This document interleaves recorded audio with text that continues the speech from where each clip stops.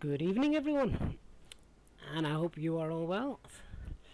Thanks to everyone who's already sat in the chat room waiting to join us for our, well, it's actually an evening flight, but as you can tell by the live stream, I have changed the time just to give us a bit of daylight, so we can enjoy the views that Microsoft Flight Simulator has to offer. The other thing I need to check, I'll get into the sim in a moment, but because I went in, came back out and then went back in again, I've got a feeling that has just disabled our live weather. I know that's a bug within the simulator that many people are aware of, so unfortunately, whilst we may be flying with live weather selected, it does mean that we're probably not going to see any of it. But never mind. We'll obviously continue with the flight as is. I don't think there's a way for me to get around that either without actually restarting the simulator. I'm not going to do that, so we'll just continue as is. Gibraltar looks very, very crowded this evening, but there we are. I'm also going to try something new for you guys as well. I've finally, after much demand, managed to get Navigraph popped on the sim as well. Craig Miles, thanks for that suggestion. So turn off live weather in the data settings and then back on. Do you know what? We'll give it a go. So yeah, we should have Navigraph charts as well to play with. So we'll just have a look at that, see if that comes up in the stream as well for you. I just want to get this sized right so that when I'm talking a few things, there we go. So we can flick Navigraph charts on and off as well when we need it. So Craig, I'm just going to nip it and try that. So let me just set and clear the weather. So I'm just going to clear skies, which is pretty much what we can see anyway. Let me just hit escape. Nip into general. Yeah, Nick at A380 has just turned up. Good luck. Just come to our data, and is it under data?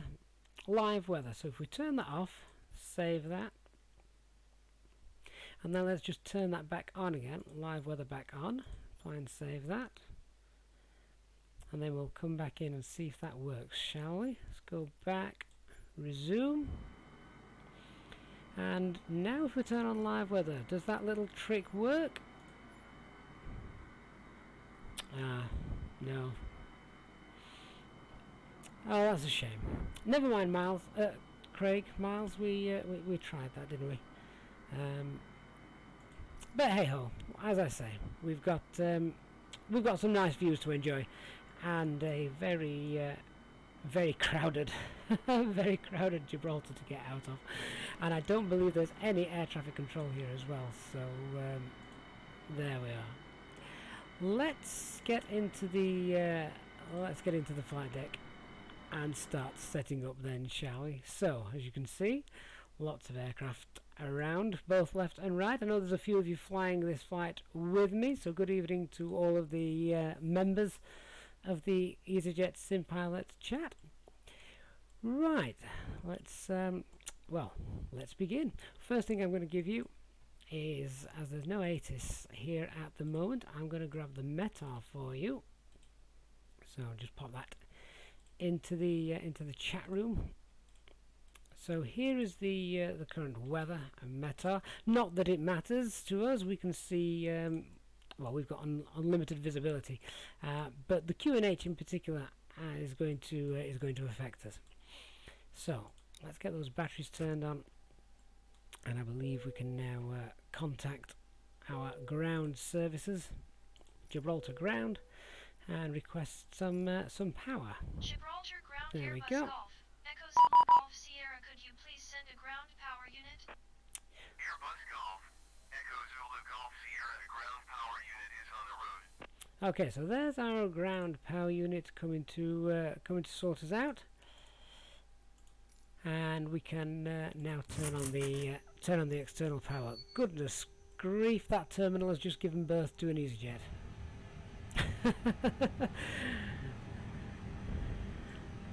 Nick, yeah, is that the Easyjet that was just on the roof? Never mind. Once we get into the air, I'm sure things will become much more realistic. Failing that, we'll just look down and ignore that. Okay, the other thing I'm going to grab for you guys then is tonight's operational flight plan. So let me just get that for you. So here's the flight plan for anyone wanting to follow that. There we go. Sam C, I've been checking out your McDo buttons in the Discord server, making us all very, very, very envious. So Easy1852, you're the one in the terminal. You're on FSX scenery. Of course, right. So that's why things aren't going to look completely perfect. But never mind. All right. So then, let's start having a look and see how this setup is going to work. So, first thing I'm going to do is I'm just going to start getting those ideas aligned, but let's turn on the navigation lights so everyone knows that we're here. Turn on the crew oxygen supply and we'll start getting those ideas aligned as well. Before I go any further then, I'm just going to come down and turn up the brightness of the McDo down here, and then what we can do is we can nip to the AOC menu and start to pull in the operational flight plan that I have just given you in the chat. So, init data request to pull the sim brief information into the simulator. At this point, remember, it doesn't pull it into the aircraft, it only pulls it into the simulator. So, we still have that to go. So there's our departure at Gibraltar. Off to Toulouse. The fuel on board figure, again, remember, that is the current fuel that is on the aircraft right now. We won't be taking that fuel. That's just the default fuel that when you spawn in the simulator, that is the amount that is loaded. So ignore that. And our time en route today, 1 hour and 26 minutes. So have a decent enough flight for a good chat as well whilst we're airborne. So back to the AOC menu and to our performance and weights and balance. So the block fuel, you need the operational flight plan to check this out in the link that I've just sent you. So block fuel is showing at 5133. That is all correct, so we can get that loaded. So that's our fuel loaded in, and our payload 180 passengers. So we're full to the top today. So payload weight of 18720 confirmed on the operational flight plan, and a zero fuel weight of 59.7, and again that is also matching up and confirmed with the operational flight plan. So we can hit the payload button, and in that comes. All right. So let's come out of there. That's just the setup for the simulator we need to do to link that up with SimBrief. We can now go back to the overhead and continue our flows. That does look strange, doesn't it? But never mind. All right. So let's just check the left-hand flows complete. We can now start letting our passengers on board. Actually, so we'll get that. We'll get self-loading cargo start doing its business. So we'll start the flight, and we can flip the seatbelt signs, no smoking signs, and emergency exit signs are now armed, and we're ready for boarding. So we'll just tell the cabin crew. Cabin crew, we're ready to start boarding the aircraft now, so you can go ahead, open the doors. Thank you. Christian, not only has the sun hasn't set, but there's not a cloud in the sky, and that doesn't match up with the meta. But never mind. If anyone's got any other suggestions of how we can refix the live weather without having to jump out of the simulator and back in again, then I'm open to suggestions for that. Right, so let's get those doors open, shall we? Need to turn these screens up, the eCam screens, so we can see that. So let's get the main door open. Passengers can start boarding. Cargo door can come open as well as we start throwing their luggage on. Okay, let's continue with our preliminary cockpit setup. So our fuel is all loaded, navigation lights are on,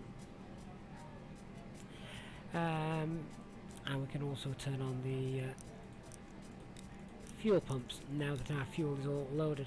Let's do our engine fire tests. So engine 1, fire test, engine 2, fire test, and our APU. No, don't want to open it, I'd like to test it. Let's try again. There we go. Russ, strange suggestion, but it worked for you. Well, do you know what? I was going to press the B key anyway, just to see if... no, it's not actually changing the QNH. So... what I will do, let's just go scattered clouds, shall we? Let's change the QNH. Let's just press B. Okay, and now what I'm going to do, I'm just going to come back and set live weather to see if that does anything.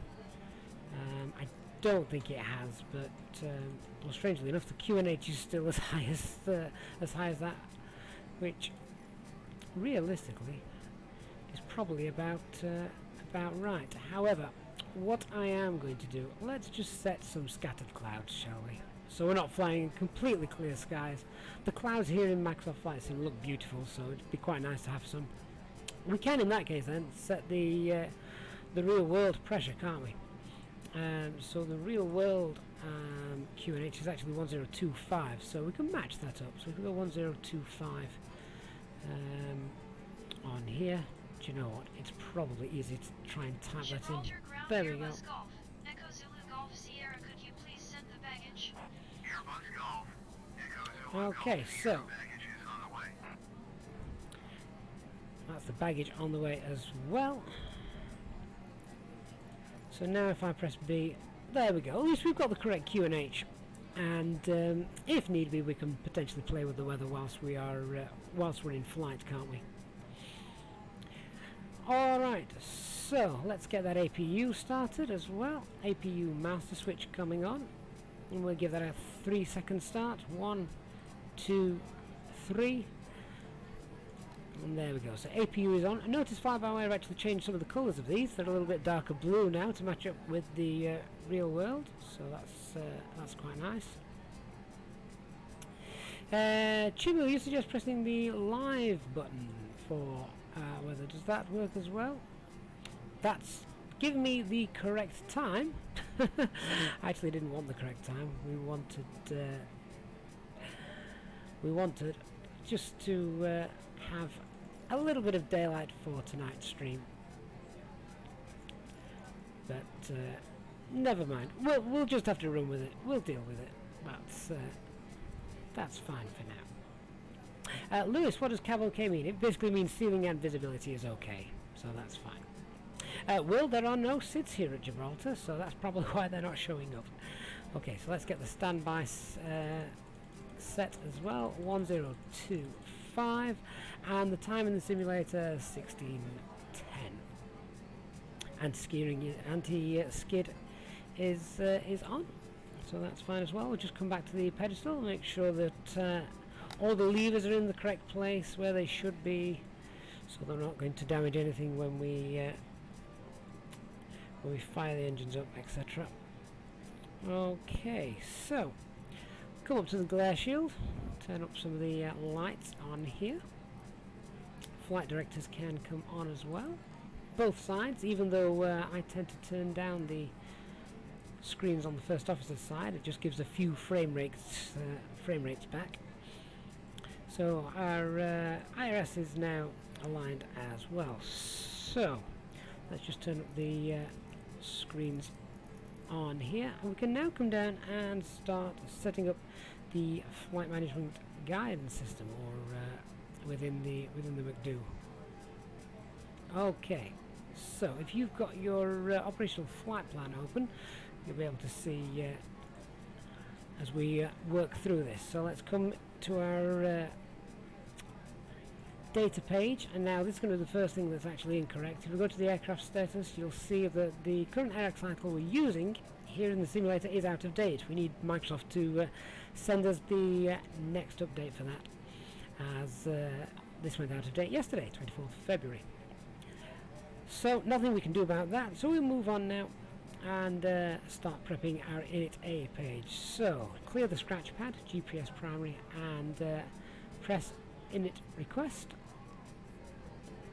and that should hopefully start to populate. There it all is.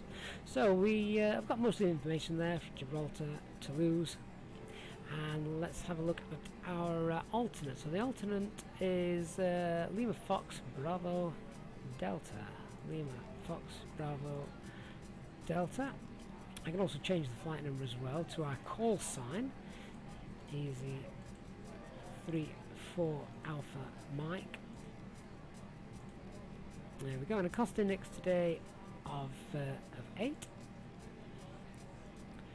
And cruise flight level 360 and a temperature of minus 51 here in the simulator, 53 in the operational flight plan. So you can go in ahead and change that / minus 53 just so that that matches up.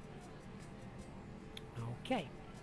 So there's that init A page set up. We'd also as well at this point want to check the positions of the aircraft and make sure that these match up with the Navigraph charts, GPS positions, so we know that that's all functioning correctly. You can actually do this on the init A page. So there it is. There's the IRS alignment, and I don't know if Navigraph actually gives you these here at Gibraltar. The charts here at Gibraltar are well, quite minimal to say the least compared to most airports.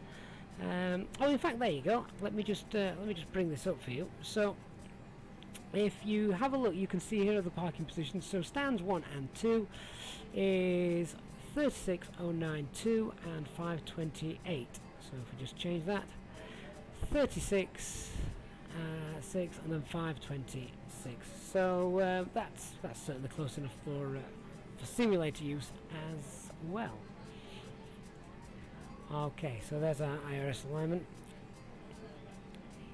Let's come down now to the flight plan. Alright, so departing on runway 9 today, and as you can see straight away, there are no SIDs. There are no standard instrument departures here at Gibraltar. So all we'll be doing is essentially flying straight out on runway 9, and then just zoom in direct to our first waypoint, which is Pimos, and then off we go up to towards mainland Spain, across Spain, and then we're coming in for our arrival at Toulouse.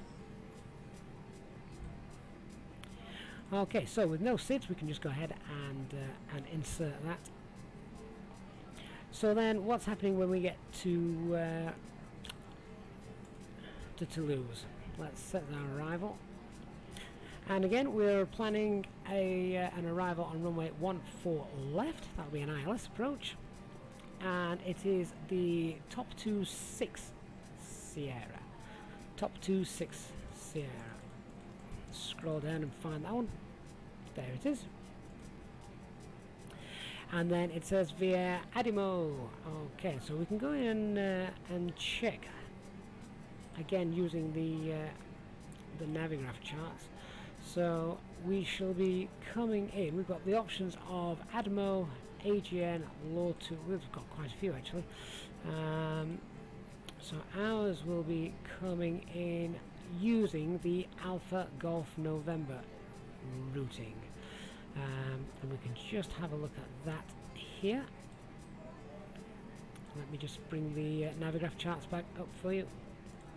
So it is, there we go. So we'll be coming in via top 2 here on the top 26 Sierra routing from Bogro, and then it will take us via the Alpha Golf November.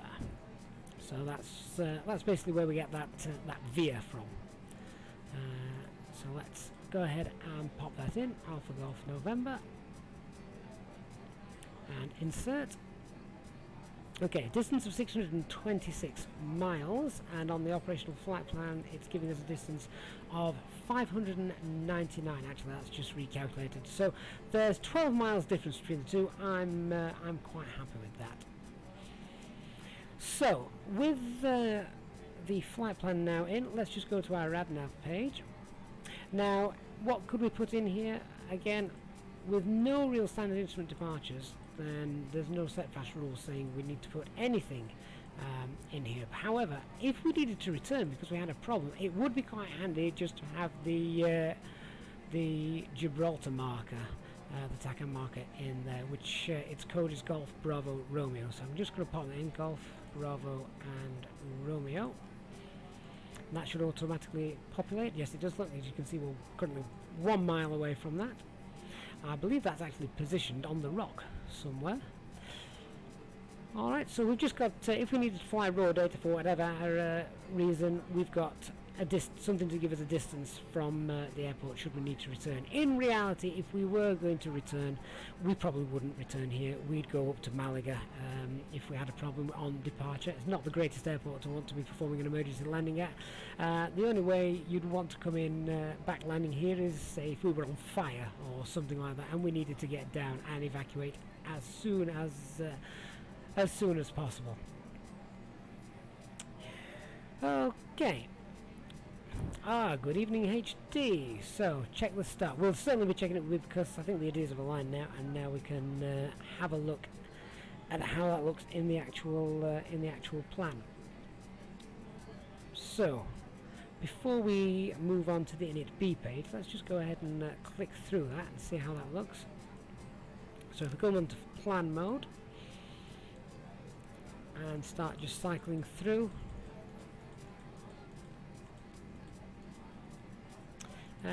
So that actually looks pretty much how I had foreseen it in the charts. Let me just zoom out a little bit. So there we go. If we just match that up with the top 26 arrival, comes via Bogrow to Ogril, then to Sulit, then AGN or the MUT. So it's probably an issue within the simulator, that HD. It's the MUT non-directional beacon, which I think it has just coded in as that particular waypoint there, because MUT wasn't a possibility. But then, as you can see, it goes via Suras, the initial approach fix, and then we circle around to come in, capture the ILS. So you're right, it definitely doesn't look right, but the way the simulator's put it in, it's put it in at that 28 miles distance from Alpha Golf November, which is the MUT non-directional beacon. So the coding for that is right. The way it is coded may not be right. HD, yeah, let me pull that star up again. So that's a new feature now, being able to get the Navigraph charts in here. So there you go. So that's the routing, and that is how it looks in the database. Certainly appears to match up. So there we are. I don't think we could go by the MUT. I'll tell you what I will do. Let's just come back down here and see if that's an option. So if I put in now still ILS runway 14 left via the top 26 Sierra, let's see if there's one from Suras, which is the initial approach fix then, isn't it? Oh, there is actually. Let's pop that one in, see what that looks like. So let's insert that, come back up, let me just scroll back to it, and then it's exactly the same as you can see there. Yeah, it's one of those simisms that we get. But there we go. and we can just cross check that distance. That distance has actually changed a little bit, so it's cut 5 or 6 miles off there. It matches a little bit closer to the operational flight plan, but either way it still matches the same, so I'm happy to depart with with that routing for the simulator. Okay, so let's come to our init B and the fuel planning. Let's have a look at our zero fuel weight, which is 59.7, 59.7. And HD, have you got the operational flight plan here? So if anyone that has arrived just a little bit late, let me just bung that back in the chat for you. There you go. So, zero fuel weight, let me have a look. So zero fuel weight is 59.7. I will just pop a standard takeoff center of gravity, zero fuel weight center of gravity that is. And our trip wind is a nice tailwind of 32. Okay, so the plan block fuel, the OFP suggests about 5.1 tons. If we select that, that's actually confirmed it, bob on, 5.1 tons. We've actually been burning some because of the APU, so I am just going to reduce that to 5.0 for fuel planning. There we go. So that's now populated with an alternate of, I'm just going to adjust that, that says 0.9, the alternate's actually 1.1 tons, so let's key that in. And that's just updated the time to 30 minutes, which matches again with the operational flight plan. So, that's good. Well, I am on VATSIM and I've not gone to the Unicom just yet.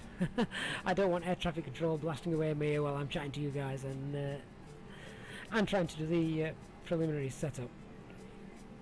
Okay, so let's come to our performance pages then. So the transition altitude here is normally given by ATC. There's no ATC here, so we'll just use transition level, which is 6,000. And thrust reduction of 1010, acceleration the same, 1010 for a standard noise abatement 2 departure. Because this is a very short runway as well, we've departed from here before, so if you've seen that before, you'll know what's coming. It's a flaps 3 departure, because we want to get airborne as quickly as we can, whilst also, of course, planning for if anything goes wrong before V1, we still have enough room to stop the aircraft before dropping off the end into the Mediterranean. No flex temp for the takeoff. It is a toga takeoff. Toga takeoff. So we can leave that blank. So with that, we can now calculate these V speeds. So V2, 127, 123, and V1, 122. So V speeds looking very low, but that's absolutely fine. And we need to remember, of course, that with the flaps 3 takeoff, we need to go from flaps 3 to flaps 1 after departure. After we've got to F speed, which is 149. All right. So gosh, doesn't the plane say flaps not in takeoff mode if flaps are at 3? Not if you've confirmed here in the takeoff performance setting that you are expecting the aircraft to take off at flaps 3. Christian, yeah, I'm afraid I'm going to ruin your nicely painted engines. Sorry about that. We'll not come back to Gibraltar again for a while after this, I promise. Maybe Innsbruck instead. Alright, let's have a look at our departure briefing. Okay, well, weather. Unfortunately, we don't really have anything to worry about with regards to that, just because, well, my live weather isn't working. So if we have a quick look outside, you'll see that it's pretty beautiful.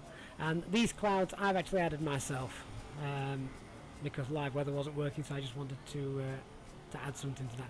Old Novice Pilot, welcome to the Captain's Club. Thank you for signing up, and of course anybody else considering signing up to the channel, please do hit the join button to find out all the different memberships options that are available.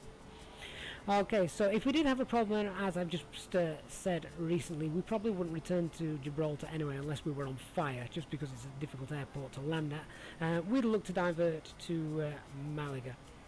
We've got no issues with the aircraft as far as we're aware, apart from the air cycle being out of date. Our takeoff weight is below the maximum landing weight, so that's okay. No NOTAMs that we need to be particularly aware of. Threats, however, well, here's your biggest threat, that big thing behind us. We obviously know that here at Gibraltar, wind shear is possible at any particular point during the departure, so we need to be on hand and aware that that could happen. Okay, so all of that is now done, at which point I'm now going to switch over to Unicom, and God knows how we're all going to negotiate our way out of here. So 122.8.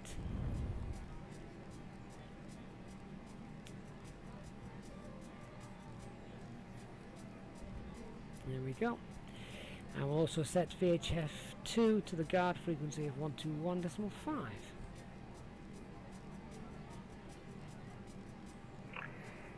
Easyjet on taxiway at Gibraltar and A380 on taxiway at Gibraltar. Please state your intentions, so you're blocking everybody coming out. Good start, isn't it, that? He's probably not even on Unicom. It may be we just have to push back, and we may lose some realisms for a little bit. Was that the voice of Nick, the authoritative voice of Nick I just heard? Okay, so let's run our before takeoff checklist to the line then, please. And so our before start checklist. Cockpit Gibraltar traffic, preparation is complete. Easy 34 Alpha Max to push back. Then we'll taxi Signs are on and auto. via Bravo Alpha 1 cross taxiway Ideas are aligned 27 and nav. then turn back onto taxiway 09R. Fuel quantity is loaded and balanced. Yeah, Easyjet. He will not be able to taxi out. He should be going first, but he will not be able to taxi out as you are in his way. So you may as well slow your backtrack. Yeah, given that we're going to have to backtrack here as well, I am going to tell people, if anyone that's ready, please depart. Gibraltar traffic, easy 34 Alpha Mike. If anyone's ready to depart, please don't wait for me. It is a long time to wait at this airport, so please do depart.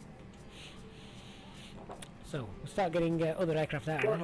Easyjet 4 will be starting. I'm sounding more like an air traffic controller than a pilot. Bravo Alpha to holding point Alpha 1. Flight management guidance systems all set, altimeter set and cross checked 1025. So all passengers on board, let's get those doors closed.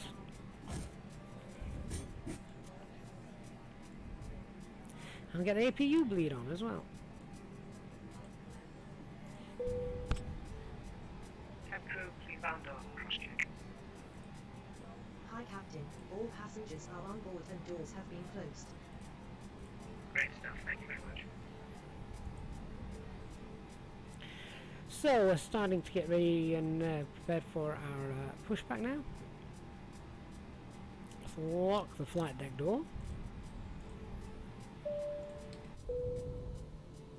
Ladies and gentlemen, hello from the flight deck. My name is Gavin, I'm your captain today, and I'd like to welcome you on board this Easyjet A320 aircraft. We're not expecting any delays, we're going to get pushing back pretty soon. The guys on the ground have just popped the last of the luggage away, so if you can assist the cabin crew in getting yourself sat down, seatbelts on, everything fastened, and give them your full attention throughout the safety briefing, and we'll get going as soon as possible. Once again, thank you for choosing Easyjet, and we hope you enjoy the flight today.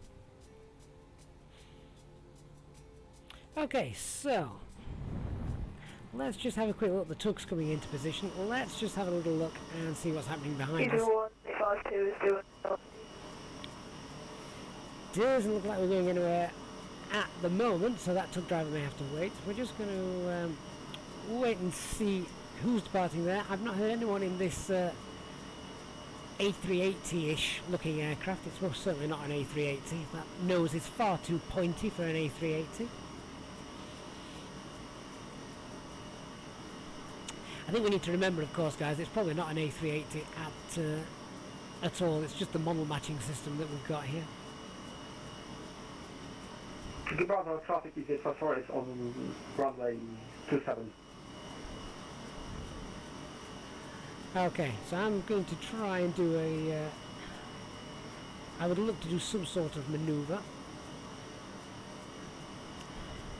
Gibraltar traffic, Easy34 Alpha Mike, parking stand 2. We'll push back after the, what looks like the 380 holding short of the runway. We'll push back to face west, then we'll be taxiing via Alpha onto runway 9 for backtrack.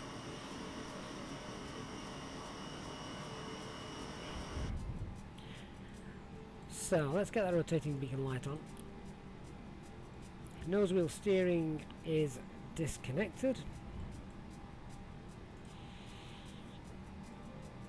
Accu-brake pressure is in the green. Transponder to auto. Gibraltar traffic, just to let you know, I've noticed there's a Speedbird A320 at 1,500. He's coming in. So, Oh, wonderful.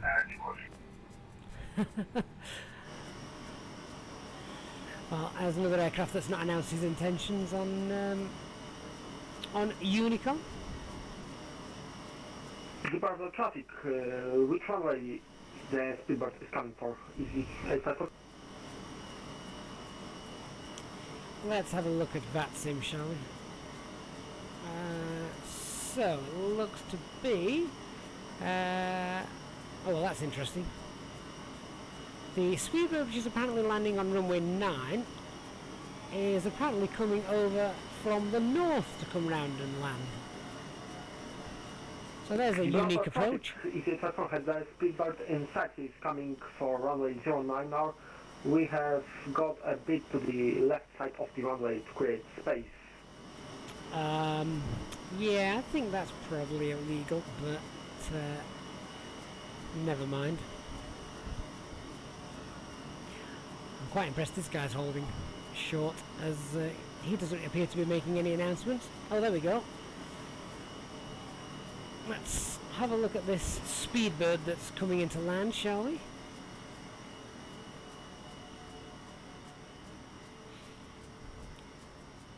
If nothing else, while we're waiting to depart, we can enjoy the beautiful scenery.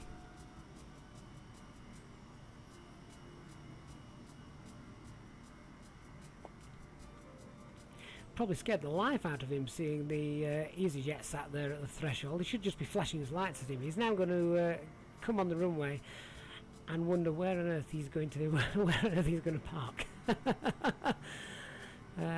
Wow.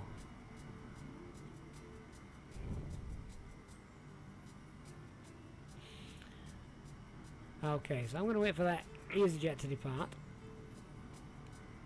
There seems to be very little communication from guys. You remember, guys, if you are thinking about joining up to VATSIM, there's a reason we have Unicom. That's to actually talk to each other. Okay, so Chewie, yay, get going,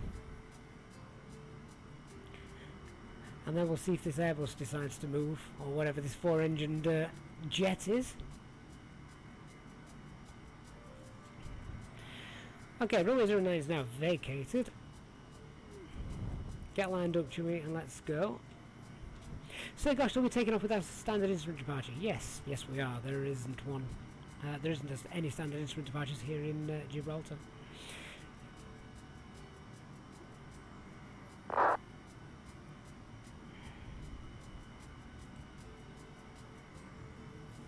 That A380 is not going to move, although to be fair, he may just be waiting for the departing Easyjet. We shall see. Ladies and gentlemen from the cockpit, just to let you know, we're expecting a short delay while we finalise some of the paperwork, okay? But we should be departing in a few minutes, thank you. Gibraltar traffic, Easyjet is departing from runway 09 straight out.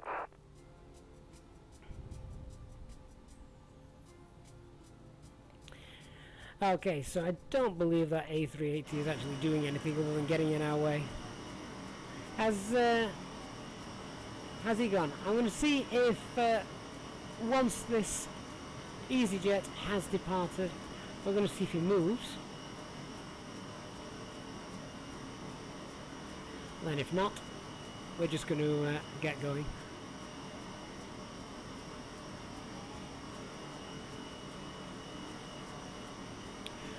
Right, so there's a Chile.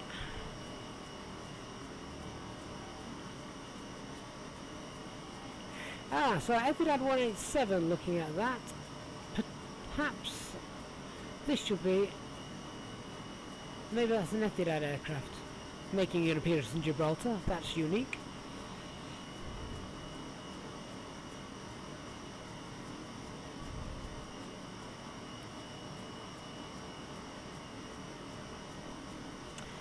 Do you know what? Is he starting to move? He is now.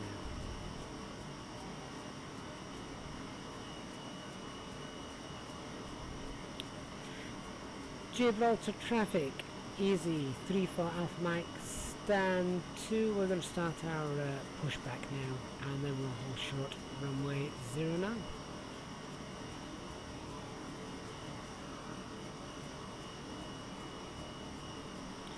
Okay, I've never seen so much traffic at Gibraltar. This is clearly not real world, is it? Okay, so we've done all our before start checklists. Doors are closed. I'm dropping some frame rates while all this traffic gets loaded in. Beacon lights are on. Our tug driver is bored. Let's release the parking brakes and push back, shall we? Parking brakes released. Back we go. Engine mode select to ignition and starting engine 1.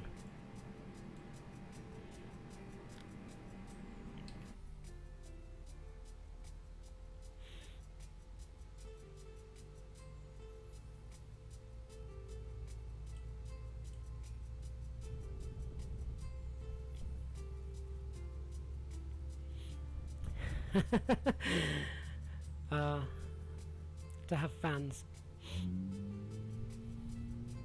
Christian 10 bucks says the A320 will end up as a yacht. Maybe.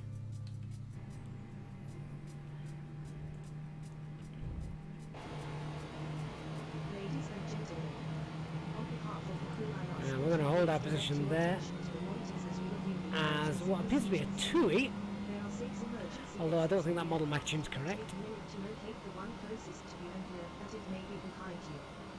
Count the number of rows to the exit. Should the cabin experience pressure loss, stay calm and listen for instructions from the cabin crew. Oxygen Let's get masks engine will 2 drop down from started your whilst seat. waiting, shall we? Place the mask over your mouth and nose like this, and pull the Starting strap to engine tighten 2. it. If you are traveling with children, make sure you put your own If mask nothing on else, first we're going to have before plenty of time to helping run these others. checklists. In the unlikely event of an Gibraltar emergency, traffic Monday 118 stand 5 starting pushback on to Bravo. Life rafts are located below your seats and emergency lighting in the floors will lead you to the closest exit. So Nick in the British Airways, We you ask should that get make sure that all to carry-on luggage is stowed you should away get to safely during Toulouse the flight. tomorrow. While we wait for takeoff, please take a moment to review the safety procedures on the card in the pocket in front of you. Thank you for your attention and we hope you enjoy the flight.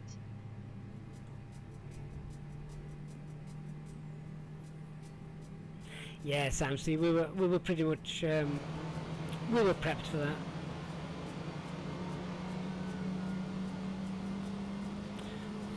So let's watch this. What did he say it was? I think this call sign was Etihad.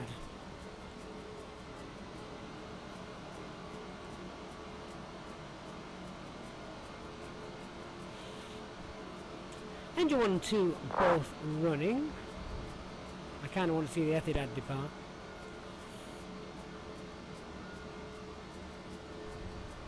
I'd love to know what type of aircraft he is. Is he showing up on VATSIM by anybody? I'll let you guys keep a lookout. I'm going to run some checks while he disappears into the air. So after start checklist, engine mode select norm. APU bleed is coming off. Anti-ice can come on for the clouds that we're taking off of. APU master can come off. Ground spoilers armed. Flaps 3. Can I get a radio check, please? 5-5. Flaps 3 set. And let's have a look at our centre of gravity. It is 29.9. Check we're in There we go. So 29.9 and our rudder trim is 0, can't see those numbers, 0.0. There we go. So has Etihad gone? Easy 3-4 Alpha Mike, continuing our push.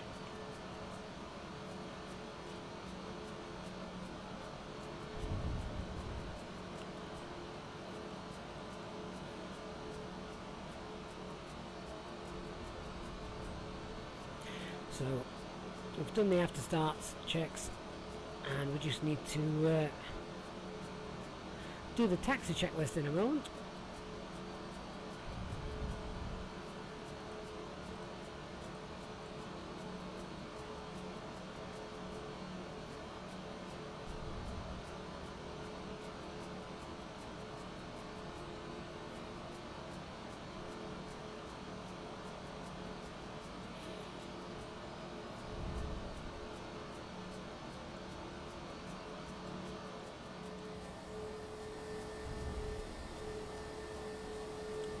Okay, so let's hold that push there and set the parking brakes. Okay, so we've got a positive engine start. We're now clear to disconnect. Tug driver can disappear. Whilst we're just waiting for that, we don't want to hold people up for too long, but we do still have to do a couple of checks. So pushback is clear. We'll do the taxi announcement in a minute. Let's get our taxi light on. Let's just do a flight control check.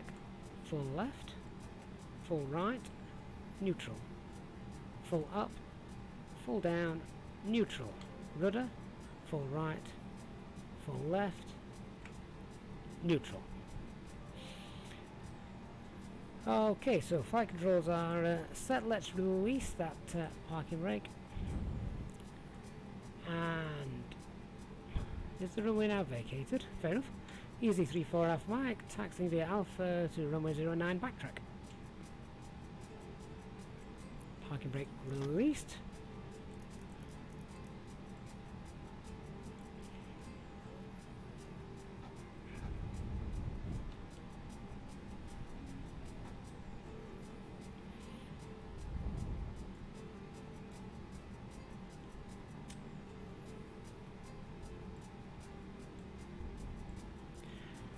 Okay, so a few things left to set. We want to make sure our auto brake is on. Once we're rolling down the runway as well, we'll turn on things like transponders and weather radars. We're entering the active runway, so let's get strobe lights on, runway turn off lights, takeoff lights, and landing lights.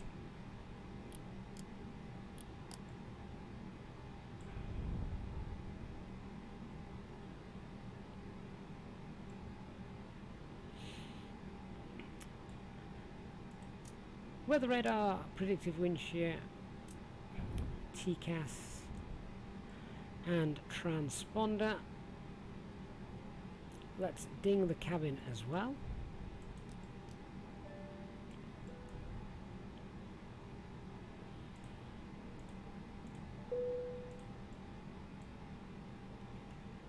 Cabin crew, seat for takeoff, please.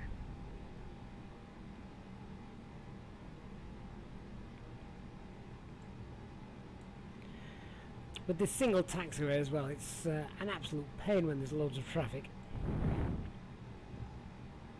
So we'll get the terrain radar on as well for our departure. TO config.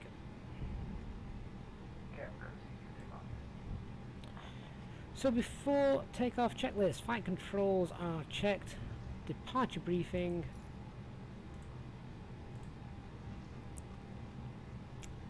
Just had an internet problem there apparently, but I think that was a simism.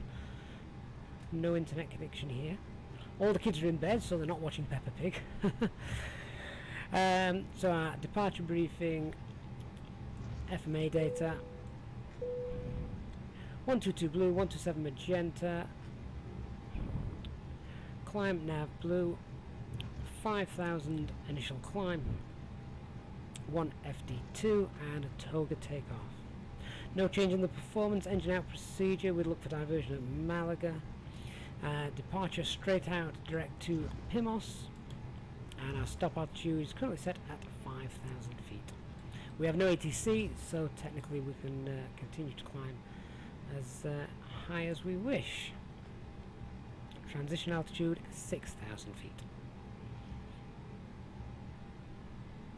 Transponder is on and set. ECAM memo takeoff no blue. Electronic flight bag is stowed. Cabin is secured for takeoff. Engine mode select norm. TCAS TARA tilt above. I will turn the packs off in a moment. I'm going to do that while turning.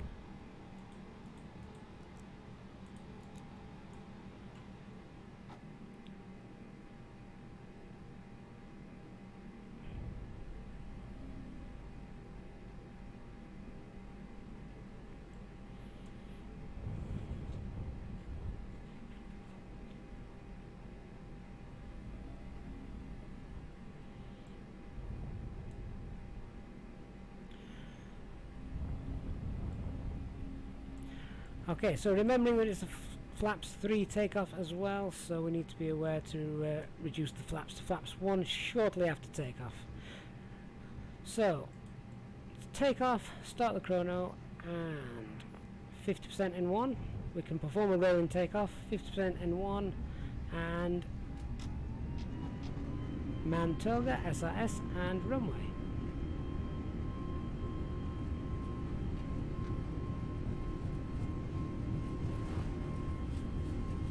Side stick back to neutral by 100 knots. V1 and rotate. A little bit of wind there. Positive 0. That's as expected. And now we can go flaps 1 passing F speed.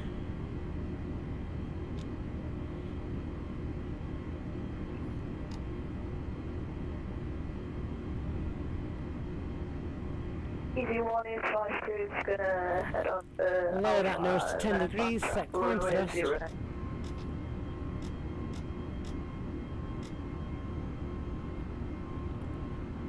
Packs coming back on. Continuing the climb out. Soon to pass S speed.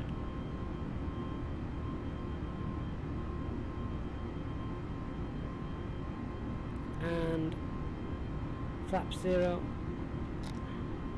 Ground spoilers disarmed.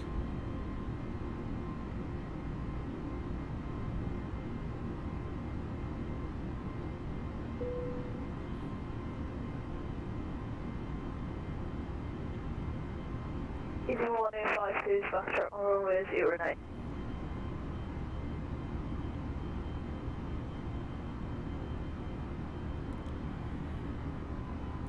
And we can now, as with no air traffic control, with no restrictions on our altitude, let's continue our climb out now.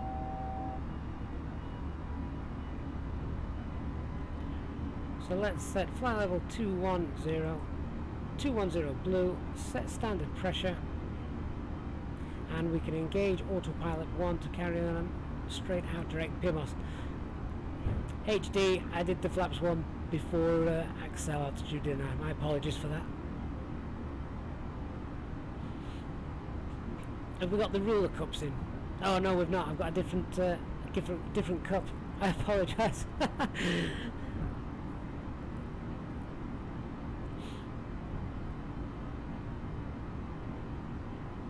Jan have the packs of the pressurization and air conditioning for the cabin, so we just take them off for takeoff, as it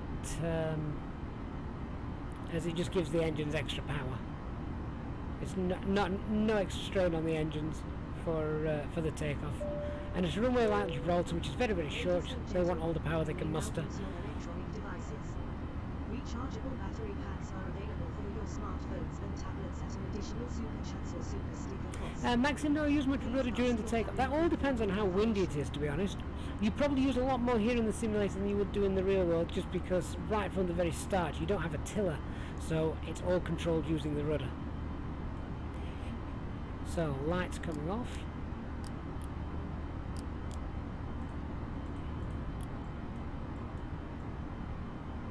Did everybody hear the little noise, the sort of C major chord that was played there? That was we was approaching the target altitude. ED1 is post 2's default overall is 0.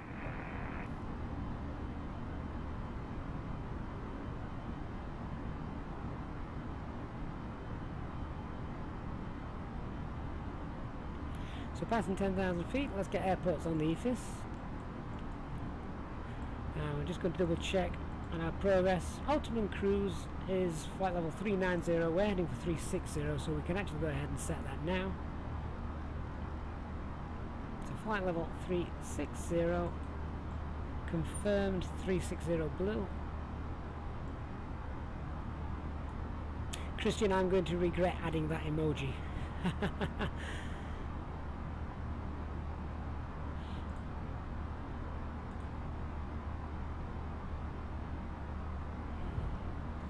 HD, I've been looking into that. I will be in touch.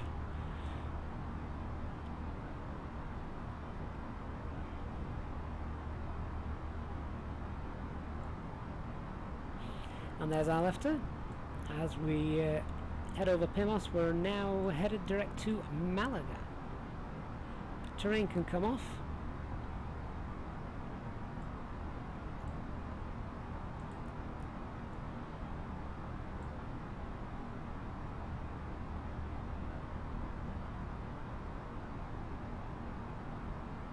We'll just pass through these clouds and then we can release our cabin crew.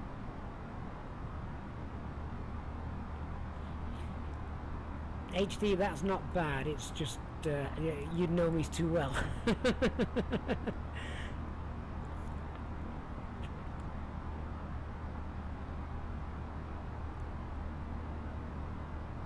Okay, so I'm happy to release the cabin crew. There doesn't seem to be much turbulence here. So ding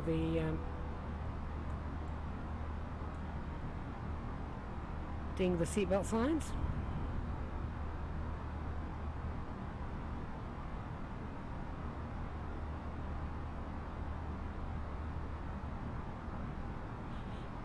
I don't like to disappoint HD. What is it we're saying? You learn from your mistakes.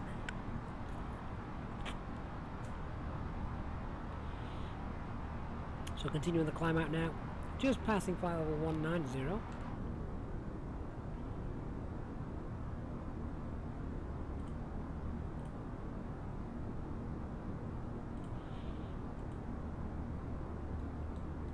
And I'm just having a look to see if there's any en route air traffic control online. I don't believe there is at the moment. So it may just be a free-for-all. Never mind.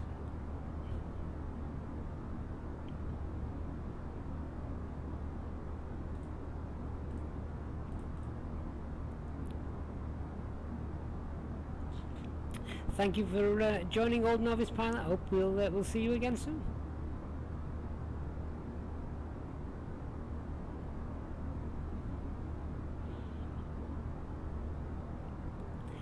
Yeah, it wouldn't be right to fly in this simulator without any clouds, would it? We've had cloudless skies over Europe for the last 2 or 3 days, with the very high pressure that's been over Europe, which has been nice. But the clouds just look so good in the simulator. It's nice to have them. So sadly, we sort of are, and we're sort of not on real world weather at the moment.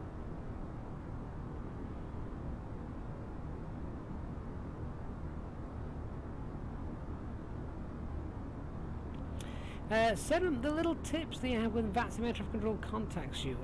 So that's actually set up within VPilot itself.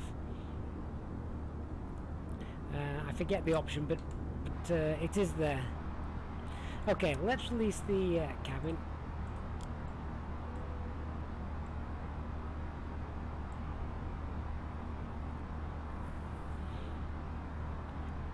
So passengers can now relax a little bit.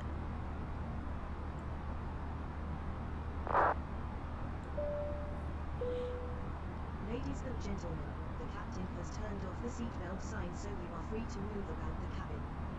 However, please note that we do recommend you fasten your seatbelts at all times when you are seated in case of turbulence. Thank you. Good evening, the Rapper.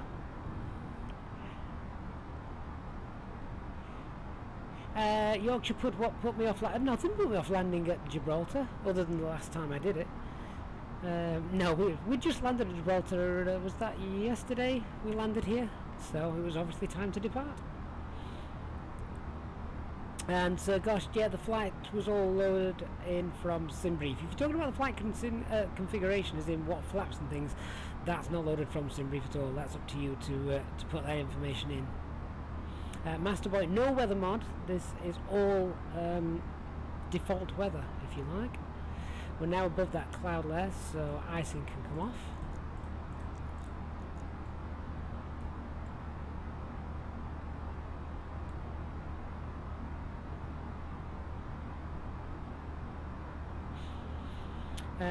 Christian, I can try it again because it sort of disconnected and reconnected, didn't it? So I see what you're saying. So live weather. No, we've just got clear skies all around us with no winds. But I'm just going to go back to scattered clouds because well, it looks pretty.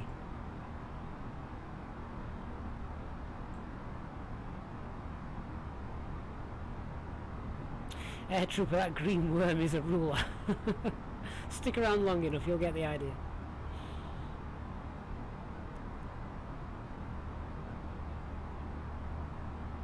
Captain 79, is the 320 my favourite aircraft to fly? Well, any of the 320 series, so the 319, 320, 321.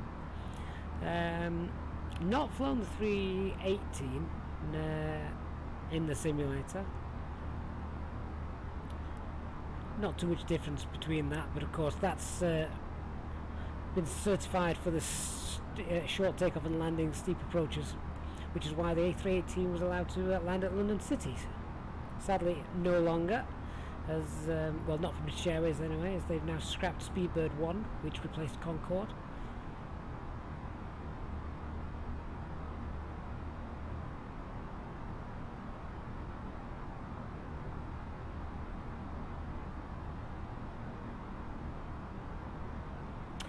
Harvest Moon, or that bug where the entire airport is full of tax agent lights. No, I don't. Maybe they'll fix that in the next sim update. Who knows? Who knows? Christian is going to take his pick. Out of ruler, sausage, or worm, I'm going to suggest that ruler is probably the better option.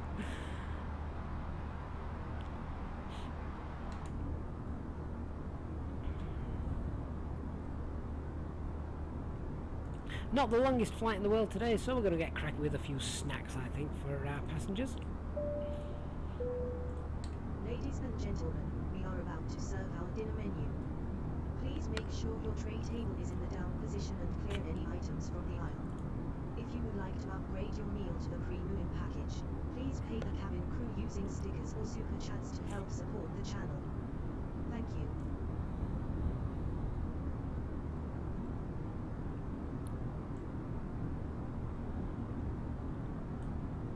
So we've just passed over Malaga, which is somewhere down there beneath the clouds. In fact, as we're not on real live weather, I can probably just set slightly fewer clouds. There we go. So Malaga is just behind us.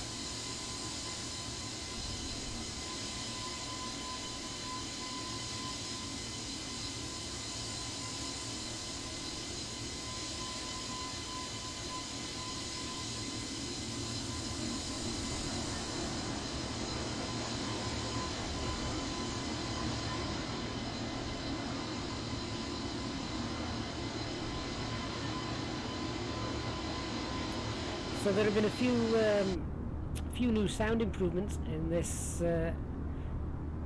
new release of the experimental and dev version, as you can hear. The engine's sounding really nice. In fact, let me just get in the flight deck. How far are we away from top of climb? Okay, I'm just going to listen and see if we get that C major chord again.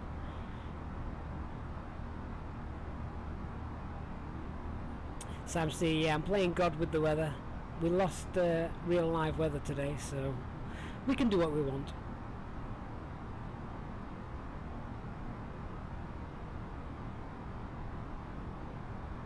Coffee and a wrap, Jayhawk. I don't think you're doing this right.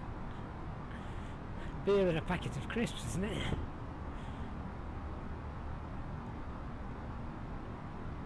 So, passing flight level 340.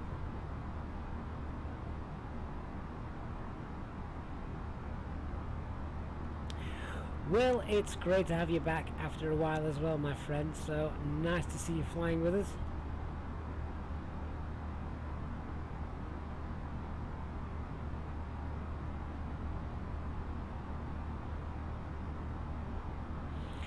HD, I'm going to surprise you.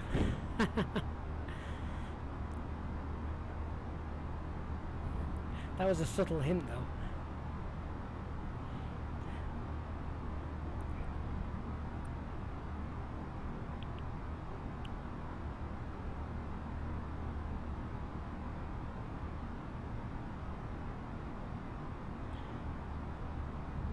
So we're just watching the FMA now change. So we've got Mac, and in a minute we should get Alt Cruise.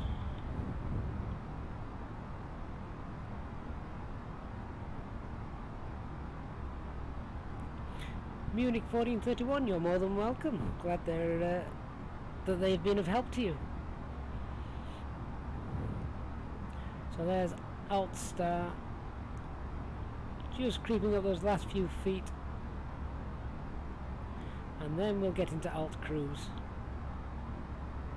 which it should do any second now, usually within about 50 feet of our selected flight level.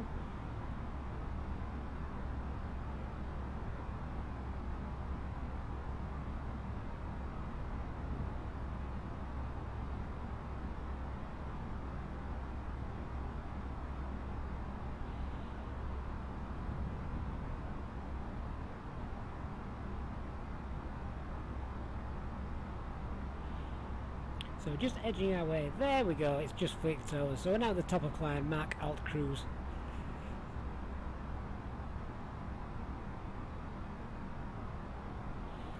And there we are, flight level 360.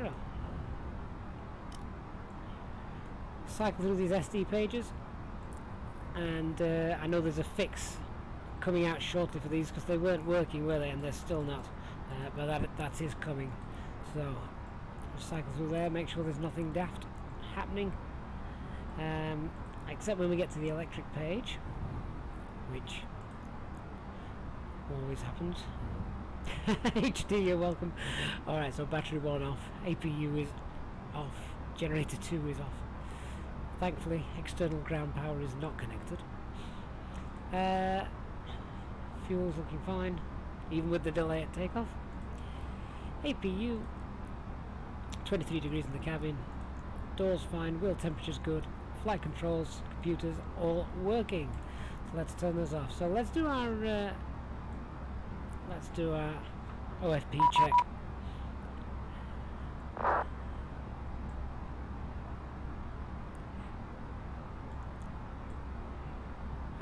So there's a private message from me there. Not very private when we're live streaming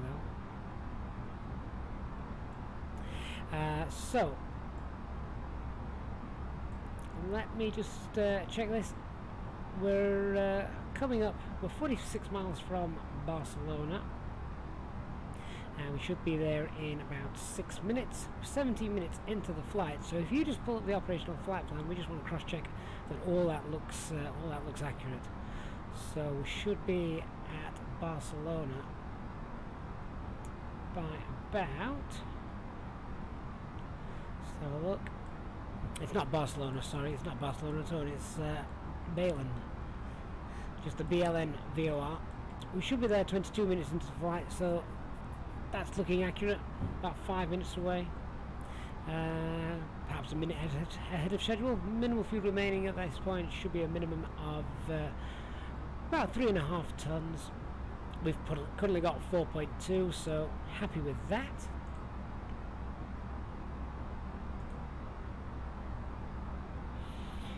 And we'll also call up some en route weathers just in case an engine decides to die at us, or for any other reason we want to divert. Self-loading cargo does have those pre-built-in emergencies, passenger emergencies, like a medical emergency or someone's feeling ill. Thankfully, touch wood, never had it happen. So we'll get some en route weather. So we've just passed, as you can see, we've just gone over Malaga. So if we check out the flight route on the VFR map, you can see other potentials. We could get the weather for Madrid. To do this, let's come down to our McDo menu, to the ATSU,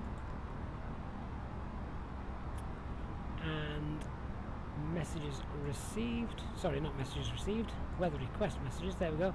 So we still can't change the departure or the arrival airport address yet, but we can put in Madrid, which is Lima Echo Mike Delta.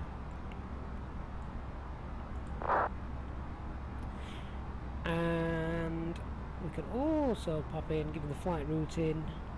Let's have a look. We're going to have a look at Zaragoza, I believe we're passing over, or so pretty close, which is Lima Echo Zulu Golf. Lima Echo Zulu Golf. Not that this probably matters too much, just because we're playing with our own weather, aren't we?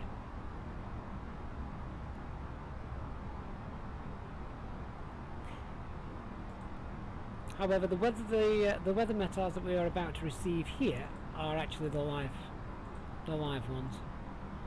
So that should come through in a sec. There, it's just come through. I was just a little bit too eager to try and get that. So this is what the weather should be. However, if we look at that, we've got wind is 252. Sorry, that's not the wind, that's the date. So the wind is 160 at 6. Ceiling and visibility is okay, and 10 degrees. QNH 1031. So what I'm actually going to do is, as I'm happy to sort of make our own weather up, I'm going to just set these to be accurate to the real world ones. So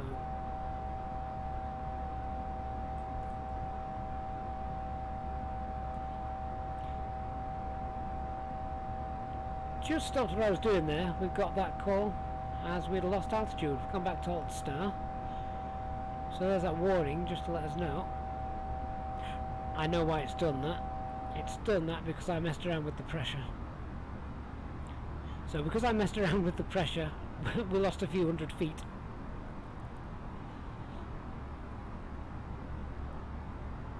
There we go, that's coming back. Right, so yeah, I just wanted to set this to match it up purely because I'm not using the real world weather. It's broken for me this evening. So pressure 1031, no significant clouds, so we can leave that as is. Now the wind, let's set that. So the wind 160 at 6. So let's just go in and change that. Get that as close as we can. It's a bit of a pain to try and do this with the mouse. That'll do, 160 at 6 knots. And what I need to do as well is change the direction of the winds here, because if they don't match up, we'll just be blowing all over the place as the simulator tries to fight it. No gusts really, so let's lower those right down. There we go. Alright, so that's now as close as real world weather as we're going to make it for this this flight. HD, what can I answer?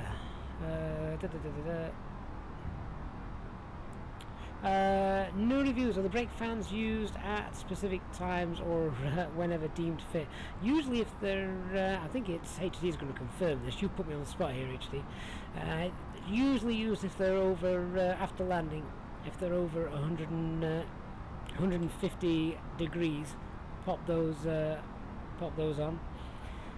Now the important thing to remember with the landing gear is if the temperature of the landing gear breaks, in fact let me just come down here onto the wheel page, so you can see at the moment the brakes are 15 degrees both sides. That's absolutely fine. If obviously after landing you've had a hard landing and they've come up to I think it's 150 degrees, and you can pop the brake fans on there. One of the things you don't want is if your brake temperatures are over 300 degrees, then if that was after a takeoff, you cannot raise your landing gear. If you raise your landing gear and the brake temperatures are over 300 degrees, you are at risk of igniting the hydraulic fluid that runs through there. So if that happens, you normally get a NECAM warning saying, I can't remember what it says exactly, but words to the effect of don't retract the landing gear, brake fans on, fly around for a bit until they cool down. So you don't want to retract your landing gear when your brake temperatures are above 300 degrees. Bad place to be if you get your hydraulic lines on fire.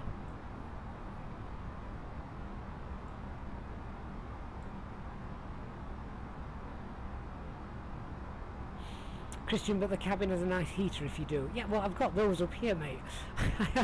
I don't want an electrical fire beneath me simmering away. Sort of like the heated seats you get in the cars nowadays. Moon's looking mightily big.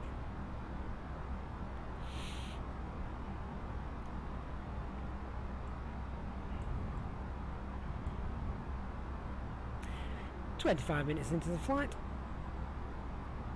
All looking nice. Is everyone warm enough? Cold enough? Let me turn the wheel page off the eCam now we're done with that. So landing elevation set to auto. That's good. That's controlled up here. I think that's only really faffed around with if you're doing a high altitude landing.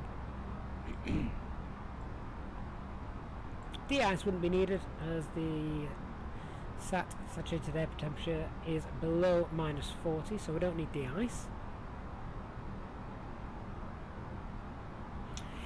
Renew reviews, is it just you that finds it hard to land at Gibraltar? You struggle more than Innsbruck and Madeira. Do you know what? Gibraltar, obviously because of the winds, is I find it quite akin to Madeira, but I think you've got more of a visual cue coming into Funchal at Madeira. You've got something to aim for, whereas in Gibraltar you're kind of, particularly in the simulator, you can't just have a quick look over to your right unless you're flying in VR, of course. Mersey Blues, good evening.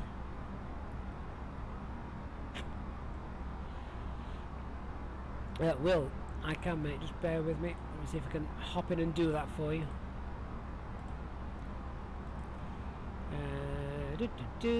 I'm saying I can. I'm going to have to work out how to do that. Oh, there we go. So we've got you in as the mod on the purple account.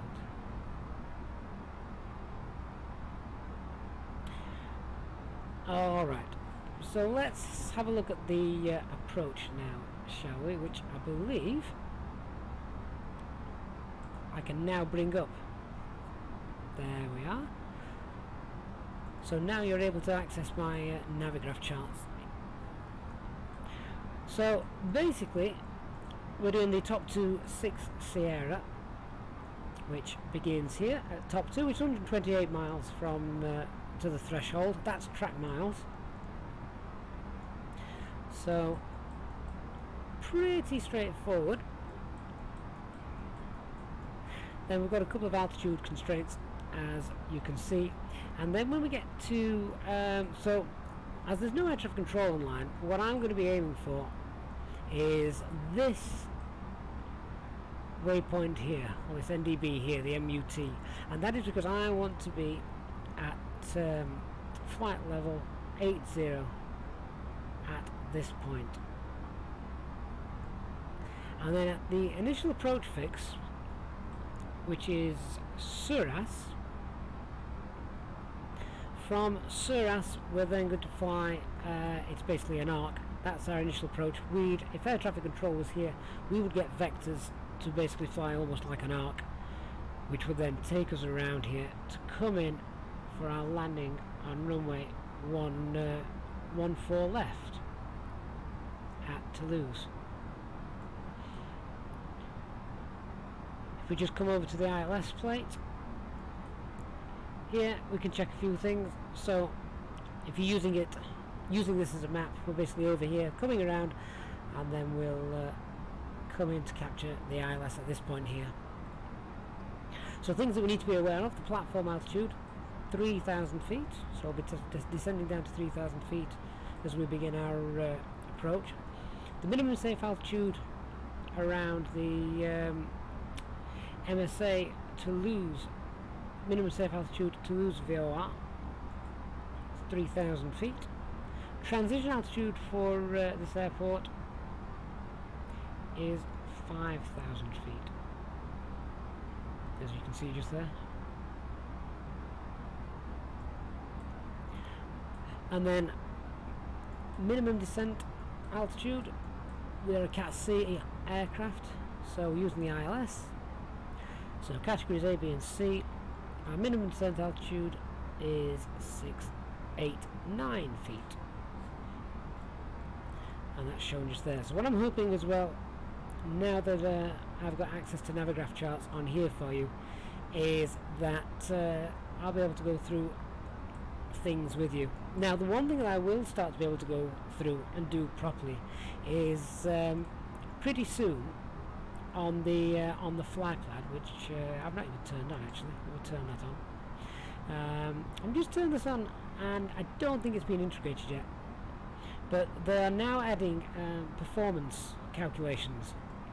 So if I go to the performance page, yeah, we've already got a top of descent calculator. We're having a landing and takeoff performance calculator coming pretty soon, which I'm going to do a big tutorial on, again with thanks to HD for that. A lot of it, in terms of the figures that we'll enter, are pretty self-explanatory, but the theory behind it is where it becomes interesting. So what we will be then looking to do is, back on the Navigraph charts, we'd be looking at obviously the amount of runway you have available, and just checking that you can obviously stop before you reach the end of the end of the runway. But I will do detailed tutorial for that when that becomes available. But for now, that's pretty much everything we need to know. The only other thing we need to be aware of is the missed approach. So if anything goes wrong, then we continue out almost on runway heading. Of course, the missed approach tracks are, in the real world, already pre-programmed in to the flight computer, so that doesn't happen here in the simulator, not yet anyway. So we just have to be aware of these. So if we needed to go around, maybe there's another aircraft on the runway in front of us, that could happen today, then we'd basically just continue till we're 8 miles from the Toulouse VOR. As you can see, it's marked here, so just zoom in. So either 4.5 miles TG or 8 miles from the Toulouse VOR, and we then make a left heading up to 017, and then at this point we'd probably in the real world get vectors from ILS if they were online. And we can also check that all our distances are accurate on the charts as we descend down the glide slope. And the runway touchdown zone is altitude is 489.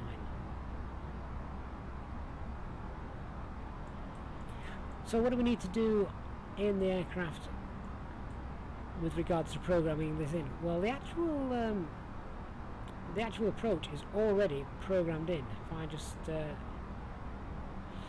I just minimize those charts for a minute and we have a look. So the actual approach is already programmed in, and it's always worth actually checking the coding. So you can see there we start at top 2, and let me just move that out of the way a little bit so you can see that now. So at if I come back to the approach charts, so hopefully there, let me just check you can see that. So top 2 is the first chart just there. After top 2 it's to Lalgo, then up to Bogro, across to Orgil, then to Suet, which is a holding point if any of us needed to hold, then to MUT, and then just scroll down a little further, it's Suraz, which is our initial approach fix, the IAF, and then from there HD, which chart have you just told us to have a quick look at? Number 11.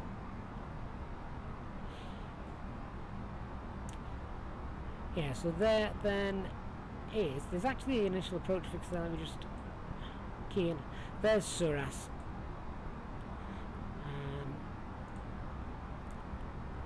Which you can see in the flight management computer right at the top of the moment. So here's Suras, which is the initial approach fix, and then coded in is this 12-mile DME arc from the Toulouse VOR. So what we can do is, if we come to the RadNav page, let's pop that in. So we can just type in here Tango Oscar Uniform, which we can use just for reference, not only for the approach, but also, as I say, that missed approach, should we need it. 117.7, that is correct. Sorry, I've just realised the Navigraph was hiding that. So yeah, I've just popped in the VOR frequency there, 117.7, type that in, and we can just double check how that looks and how it's coded in on the flight plan. In fact, it's probably easier if I just bring this VFR map down here rather than trying to read the navigation display. So Obil, and then Suet, MUT, and then Suras. There's the initial approach fix, and it should be a almost a 12-mile DME sort of arc around here. Now these waypoint numbers, these BO507s, and what's this one here? 10-9 Tango Golf. I don't think they actually bear real names. They are they're essentially names that the flight simulator has created to make up this this arc. Now, just from looking at it, and I'm making an educated guess here, 109 is actually 10.9 miles to go to the ILS. That could be confusing actually, because it's called because it's called 109 Tango Golf. I don't mean it's 10.9 miles to go, not Tango Golf. The actual ILS identifier for this approach is called Tango Golf. So that's 10.9 miles to the ILS. That's 7.9 miles to the ILS. There's the Toulouse VOR, and that's also quite an important point as well. The Toulouse VOR, which we're getting some of our distances from with regards to monitoring this arc, the Toulouse VOR is not at the airfield. So we are actually further away from the airfield than we would think. So that's important to be important just to be mindful of for that. So when we get to the Toulouse VOR, if you're looking at the, because I'll switch that on so it'll be showing down here on the navigation display, that number is not distance to go to the runway threshold. That will be displayed over here in magenta.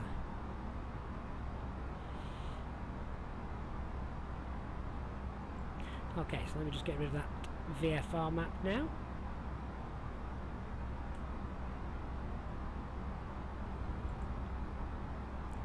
Come back to arc mode. Chris, great to see you again. Hope you've enjoyed the flight, and obviously I know you can catch up and watch this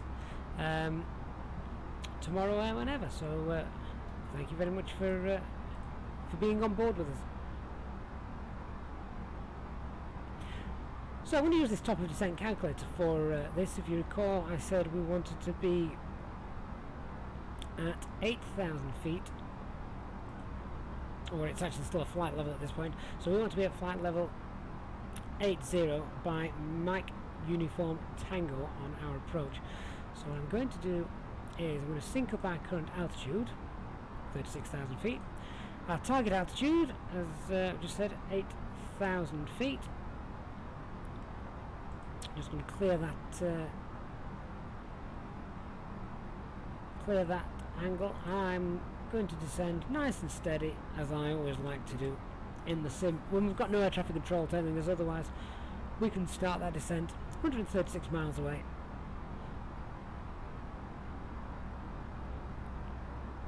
And we can actually, this manual input doesn't work as well as it should because it always defaults to 10,000 feet there.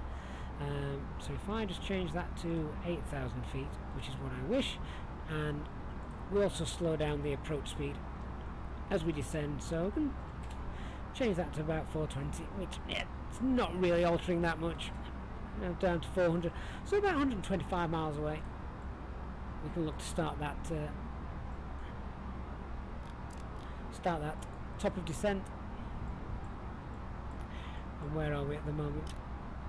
So we're quite a way to go. The start of the standard arrival routing is just here at top 2. So we've got a fair distance to go, so we can sit back, relax, everything's working as it should be.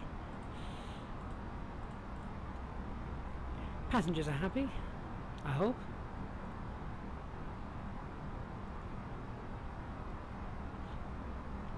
Well, that's nice that you've still got a TCAS that works.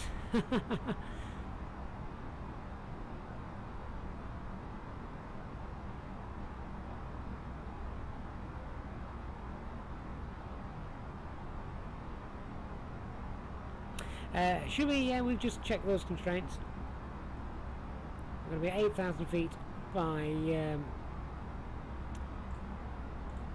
8,000 feet, as I said, by Mike Uniform Tango. And there are a couple of other constraints on here, and this is just because of this altitude, but we don't want to be below 20,000 feet by Lalgo, and we need to be between flight level 150 and 190 at Bogro, which we will be.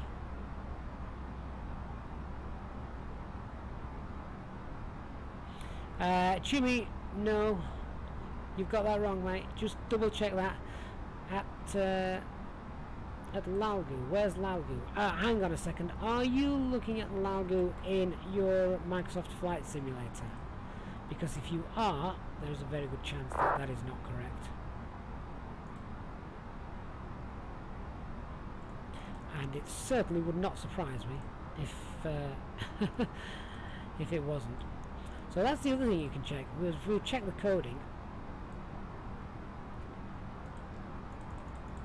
and if you have a look at these, so the constraints are shown just here. Look, we've got Lalgo at flight level 200. That should actually be above flight level 200, so what we can actually do is we can enter that in, so if it will permit us. Yeah, so that says minus, that shouldn't be a minus, it should be above, and we can just confirm that by opening up the Navigraph charts again just for a quick look. So there you go, we can see that it is above flight level 200, so that's where the simulator gets it wrong, unfortunately. So we can go ahead and change that to plus 200. There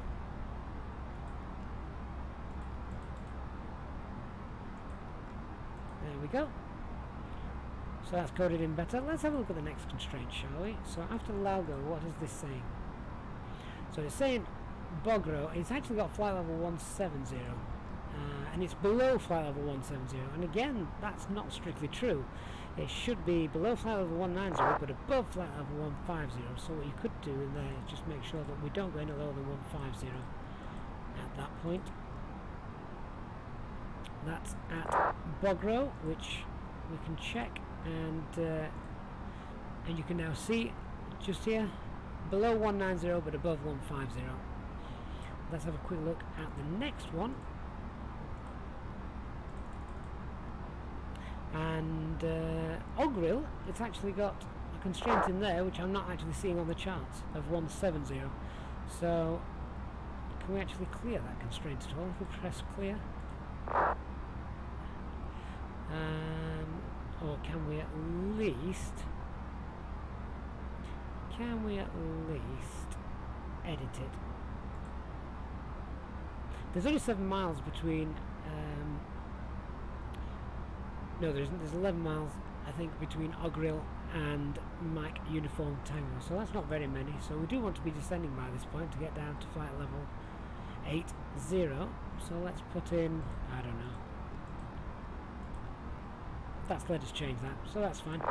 And then the one that we're really interested in is the Mike Uniform Tango just here, and that's actually got that correct. But it does say below 8,000 feet.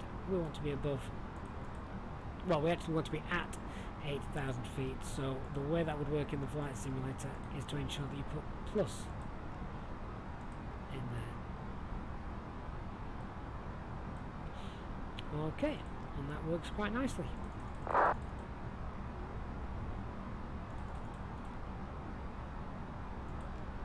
So now we've recoded that in so it actually looks like it does on our charts. Let's just check out where we are. So we're about 100, just past about 150 miles from the start of our approach.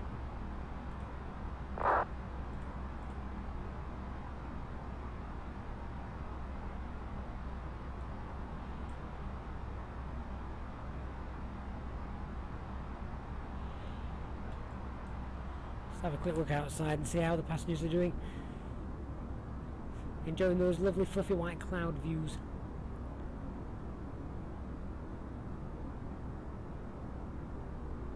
Reno reviews, I'm sure live weather is working correctly. However, we know there's a bug in the simulator where if you load in and then for some reason you have to come back out and load back in again, it breaks real live weather, and that's what I did tonight for this stream. So apologies for that, but there you go.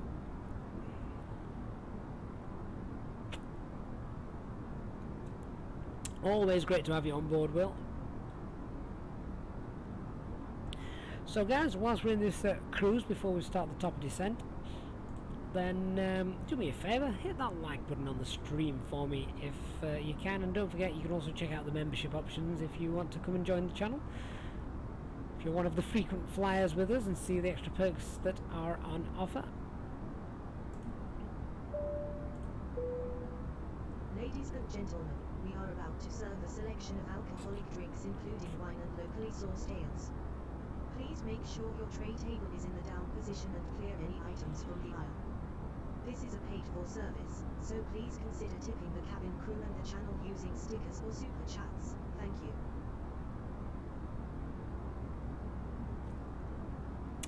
So well, where are we? We are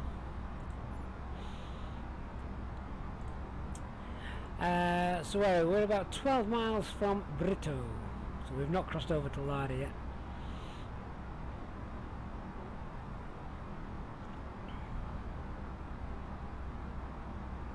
Well, yeah, I know you've been away for a while, mate. We've had to move long distance Fridays. It's no longer long distance Friday, it's mileage Mondays. So we do our long haul flights on Mondays now. Watch night, you're from Toulouse. Oh, you're probably wondering why we've got sun shining then. Oh, we've just changed the daytime, just so we've got some nice pretty views out the window.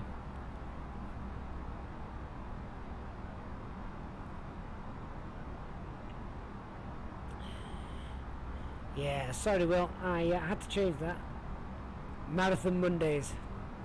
Marathon Mondays as HD, HD suggested. Mileage Marathon Mondays, we'll just double barrel it.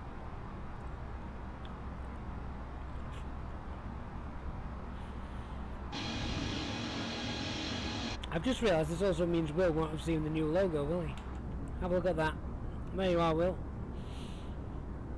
Courtesy of Christian.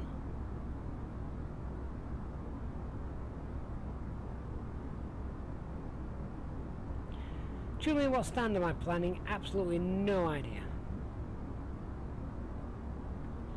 It'll be land, vacate left.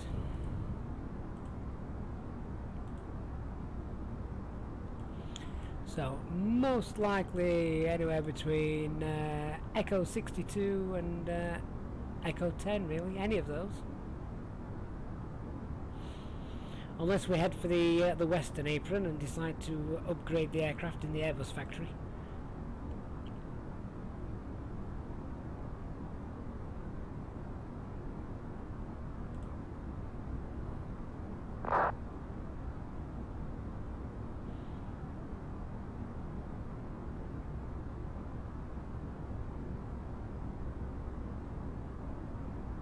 No ice on HD on this flight today.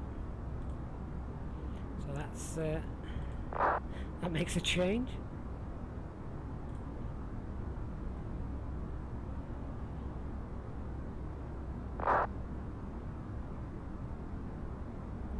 Watch Night, thanks very much, glad you like the channel. That's great to hear.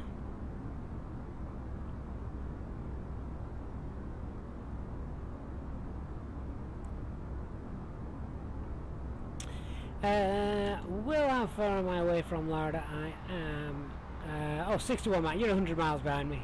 Plenty of spacing there.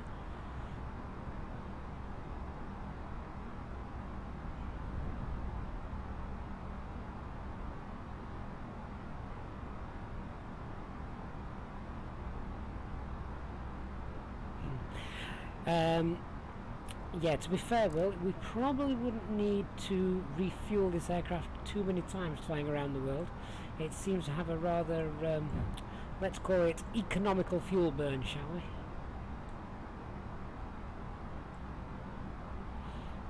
Oh, Will, you can't go Toga for any more than about 5 minutes. 10 minutes on one engine.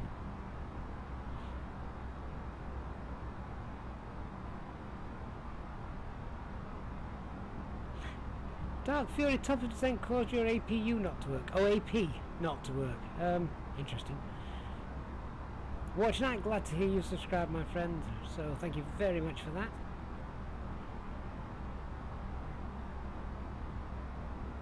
Will, seriously, you don't need to use unlimited fuel in the A320. It's unlimited by default, I think. Asterix, why can I see all the airports on the navigation screen? Okay, so basically I've just set the EFIS up here. You can turn on your constraints, so they're all on the navigation display. As you can see, we've got one coming up here above 20,000 feet, flight level 200 at Largo. Or if you don't want the constraints on, you can turn on VORs, if any of those are actually showing. They sometimes take a few moments to load. You can turn on waypoints. That will completely obliterate the screen with different waypoints. You can turn on NDBs, non-directional beacons, or you can turn on airports, and there they all are.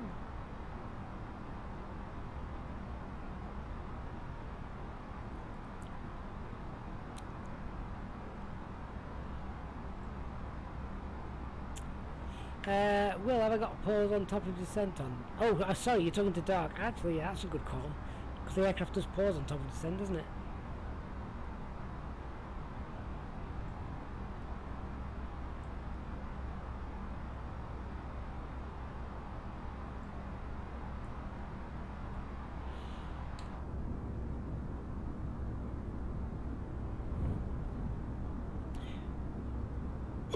Will, you'd easily do a Heathrow to American, the A321.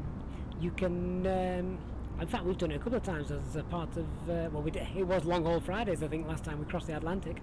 But I've done JFK to Heathrow, and I've also done Boston, Dublin to Boston. Obviously, the winds aren't usually in your favour going from east to west, so that's sometimes a little more difficult.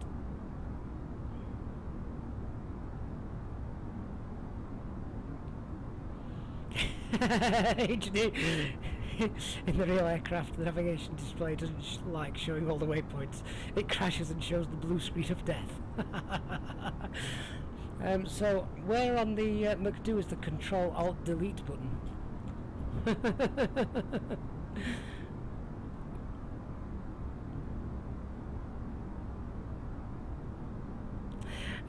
So gosh, you just watched the SimBrief integration video. Oh, you're very welcome. Saves a lot of time, and a few people did say, well, you know, that's not very realistic, but that's what happens in the real world. We just use data link, so it's not too often that you have to pop all the waypoints in, because they're usually quite a lot of them. Although there weren't too many for this flight, we had to do it when that data link hasn't worked, so we've had to keep them in manually. Right, let's just turn those constraints on so I can check this out. So about 124 miles away. That's track miles, however, remember, not direct miles. So we've still got a while to go before we need to begin that descent.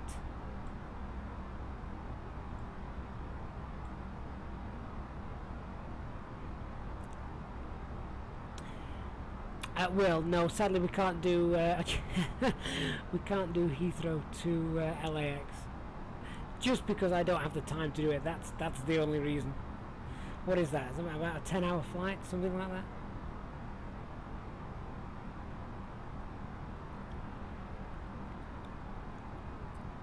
Watch night. We are in the we're in the A320. A320neo, actually.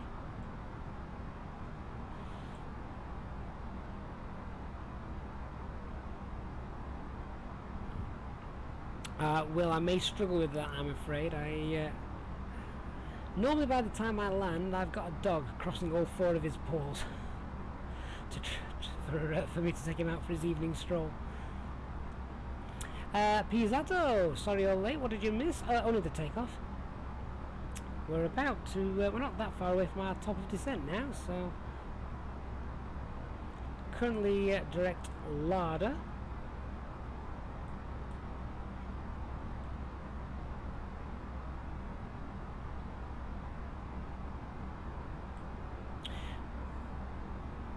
Not too much of an issue, but just an interesting fact. As we come up to Ogril, sorry, not Ogril, when we get to Top 2, you can obviously see on the VFR map up here the terrain. The minimum off-route altitude is flight over 130, so if you had a decompression in this area, you'd need to be aware of that. You can't just descend straight away to 10,000 feet. However, thankfully, it's not the biggest of mountain ranges. It's not like flying over the Alps, but something to be aware of, and you can find that, of course, in the SimBrief flight plan.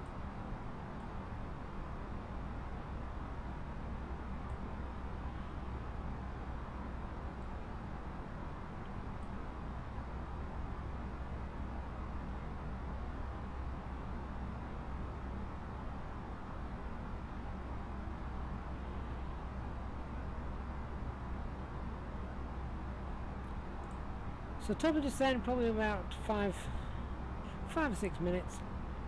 We'll start telling the passengers to use the toilets, start finishing their wine, beer, packets of crisps, start tidying up after themselves, basically. Ladies and gentlemen, this is your captain speaking again from the flight deck. You'll be delighted to know that we'll be starting our descent shortly towards our destination, and the captain will start preparing the aircraft for our arrival. If you can make sure the hours of the captain know so they can make their way around the aircraft, that would be most appreciated. Thank you very much, and we'll update you shortly.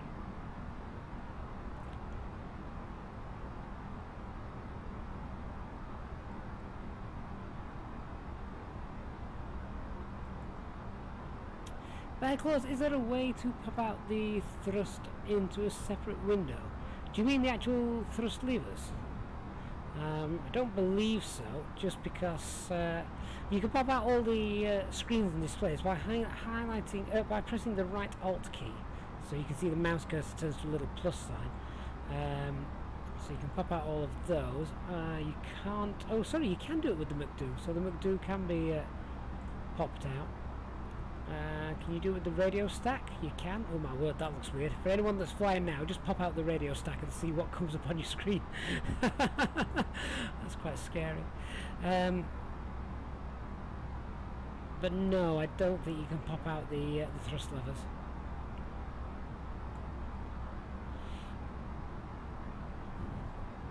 Well, yeah, the Aerosoft sorts out. I used to love flying that Aerosoft aircraft in FSX.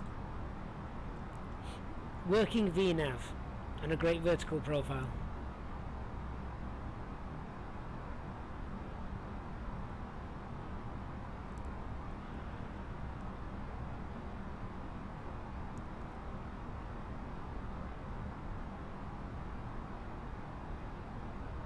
Sam C, is that how you export the McDo onto your new module? I'm looking forward to seeing pictures of that in the Discord. So if anyone has any questions after today's flight or anything like that, then if you're not already, please do get on the Discord channel. There's a great community of guys on there, myself as well included, and we'll help you along.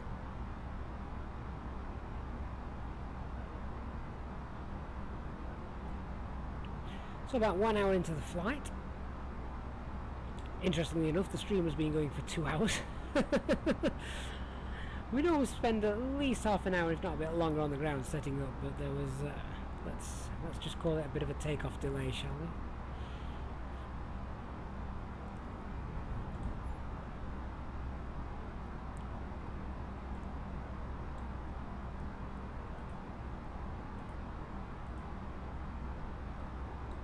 So the next stream then, guys, the next stream will be Saturday evening. No streams tomorrow, it shall be Saturday evening.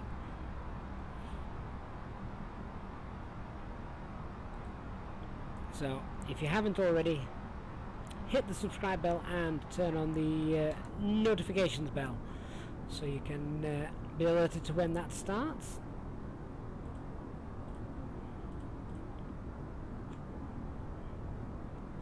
Good evening, Paul. How are you? Just in time for top of descent and landing.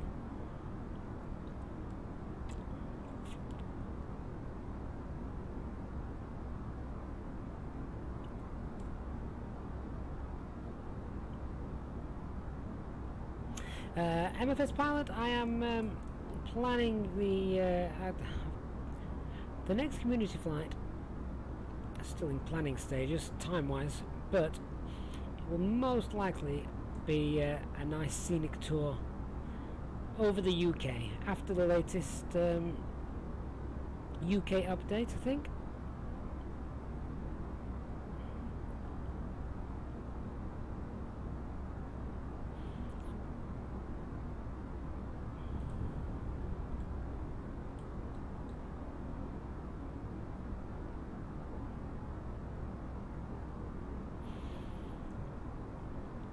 So let's just check the distances on that navigation display, as we're still having to use this at the moment.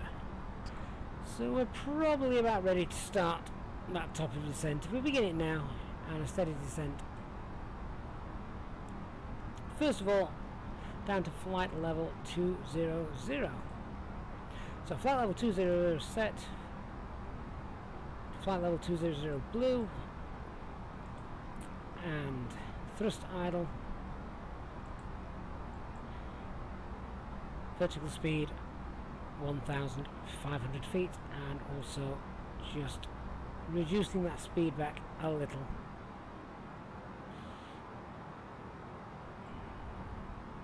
So down we go, and if we just have a little look, you can see the mountainous terrain beneath us now coming into view.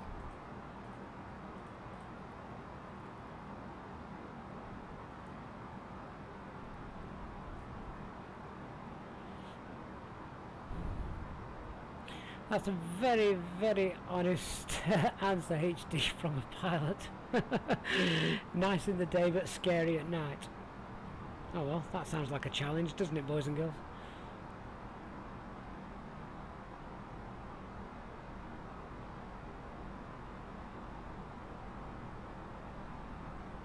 MFS pilot, I do. I have custom camera views, so we can basically, we've got a, I don't know what sort of angle that is. That's a sort of stand up and peer over the bonnet of the aircraft angle. We've obviously then got the left passenger view. We've got the right hand passenger view, which I could just sit and watch all day if I didn't have to know what was happening in the flight deck. And then of course we've got what I affectionately call the HD view. HD1, HD2.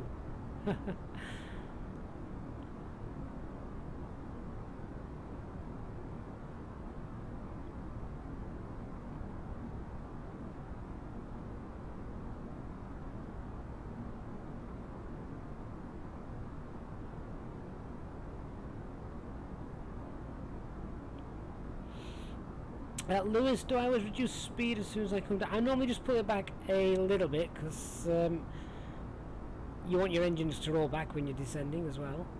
I like to descend if possible around 270 knots, but the simulator doesn't allow me to do that precisely just yet.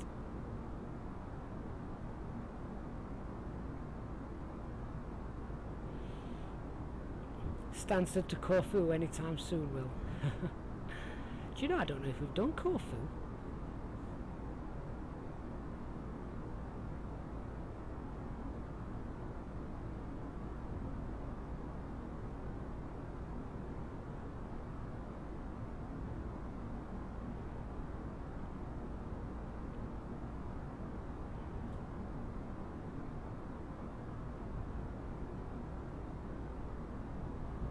MFS, have a good night.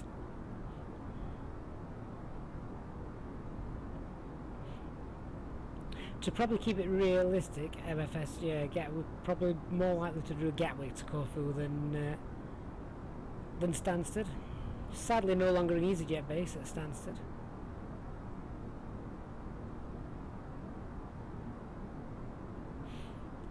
Lewis, I think here in the sim you can't select not speed until I think it's flight level 250 if memory serves.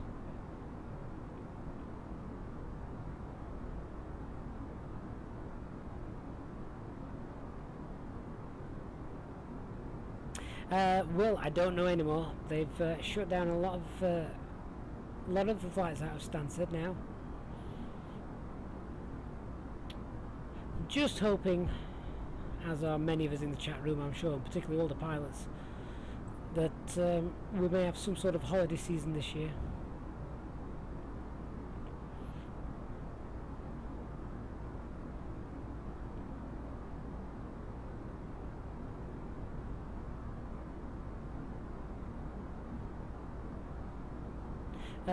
Paul, I've not actually looked for custom scenery at Stansted, so I'm not sure.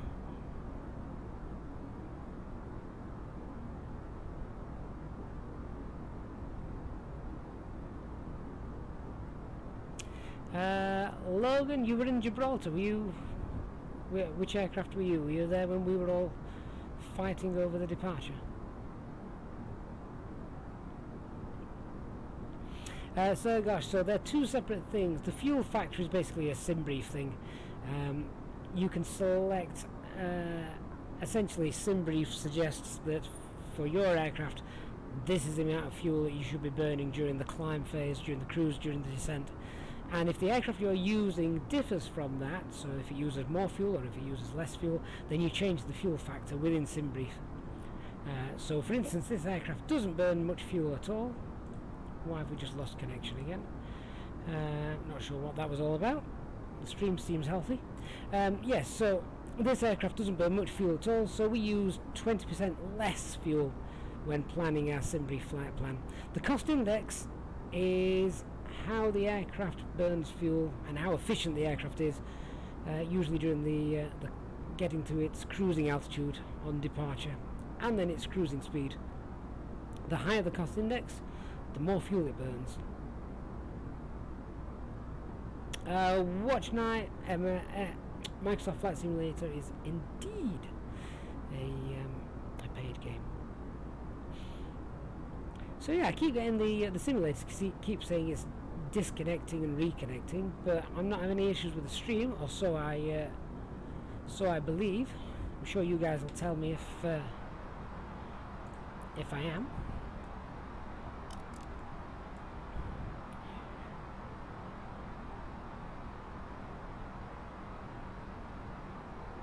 Okay, so one of the things I do want to do is just double check in Navigraph that this ILS frequency has been populated. So 108.9, let's check that that's there, shall we? So 108.9, check the RadNav page. 108.9.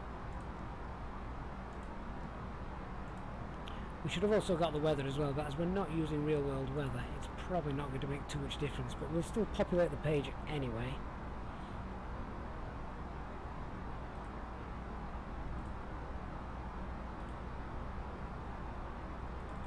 So we'll just let that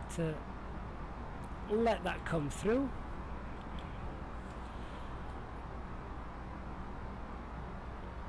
And that should be there now. Let's have a look. Company messages there.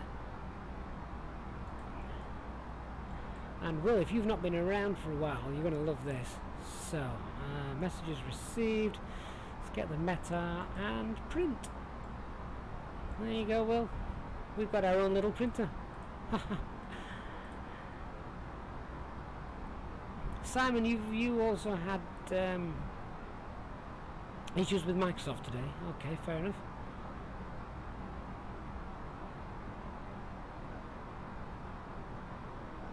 Will the Jet 2 have their own ground crew? I didn't know if they used... oh, it's not Service Air anymore, is it? Who did they sell them out to? I forgot what they're called now. Right, so... let's pop this in. Let's... performance... and the... oops, approach phase... QNH 1032...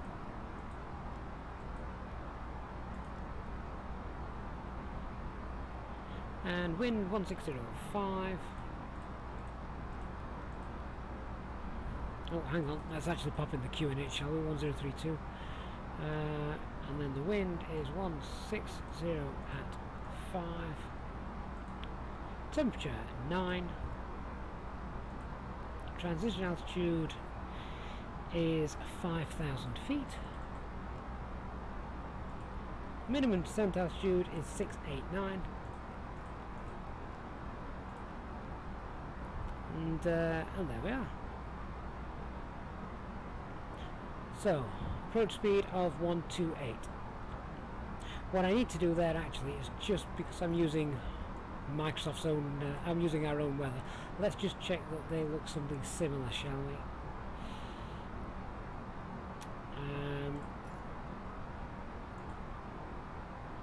So we're using few clouds and 1032. Don't worry too much about the temperature, we can reduce that.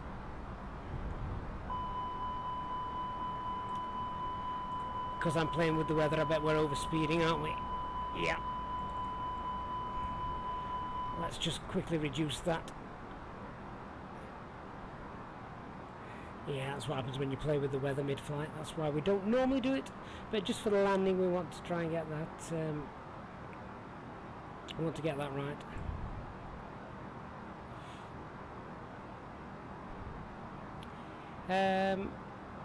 Let's just double check this wind, and we want that to match to be 160 at 5. Or close enough. There we go, that'll do.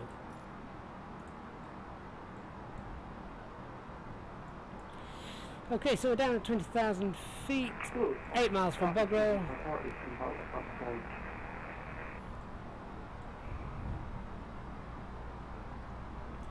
And we can now continue that descent down to flight level 8,000 feet.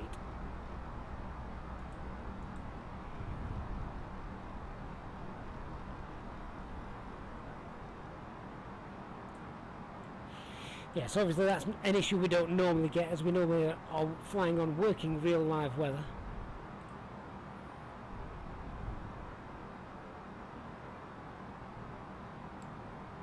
Nick, you've just seen a tweet saying that the Xbox Live is down, so users can't log in. Oh well.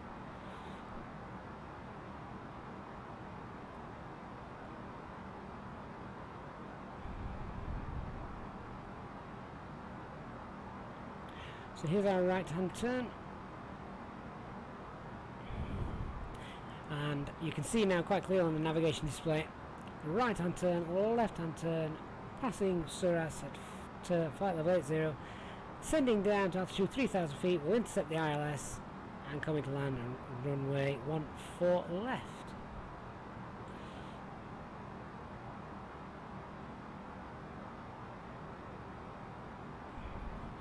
Will, which transmission are you talking about, mate?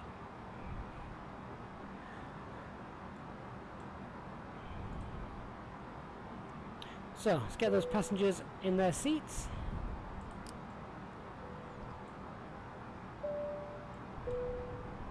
Ladies and gentlemen, the captain has turned on the seatbelt sign. Please fasten your seatbelts as soon as possible. Thank you.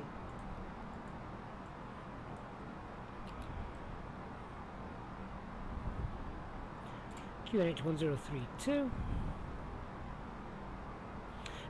Will, I think, if memory serves, yes, the Aerosoft does have weather.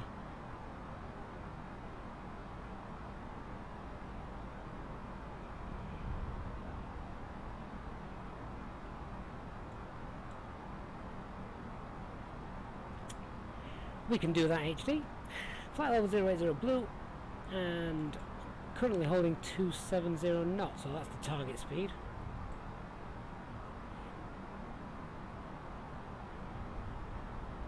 Oh, Will, that was VATSIM Unicom, I think you may have heard. So let's close down the VFR map.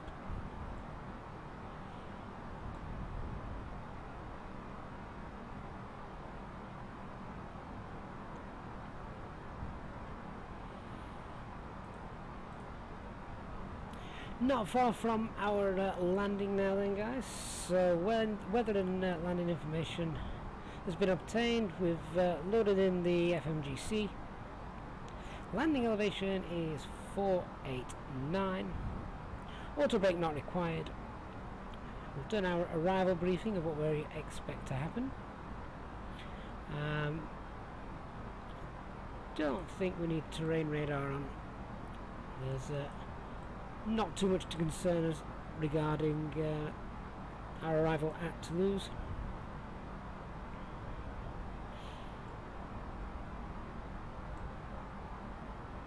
One of the things I will do though, however, as mentioned, just in case we have to go around our missed approach, oh, we've already done it. We've got the Toulouse VOR in, and we'll flick that on. So as you can see there, we're currently 25 miles away. However, remember of course that Toulouse VOR is not stationed at the actual airport. So the Toulouse VOR is actually 4 miles before the runway. So again, just need to be mindful of that.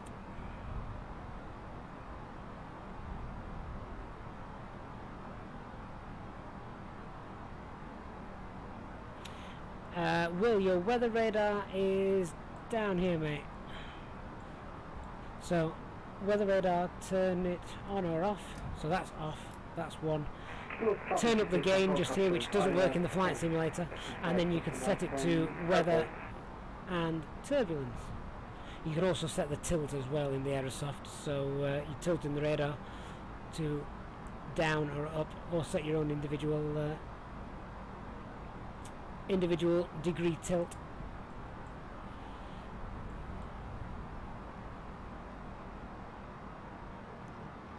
So we need to start slowing down now to 250 knots. Passing flight level 130, just gone.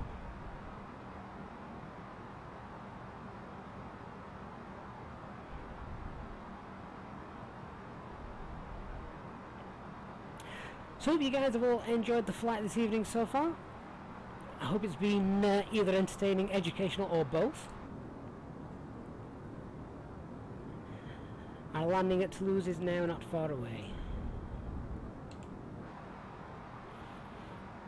If you have enjoyed the flight, you can now join up as a member to the channel. Let's just bring in the range rings on there. There we are.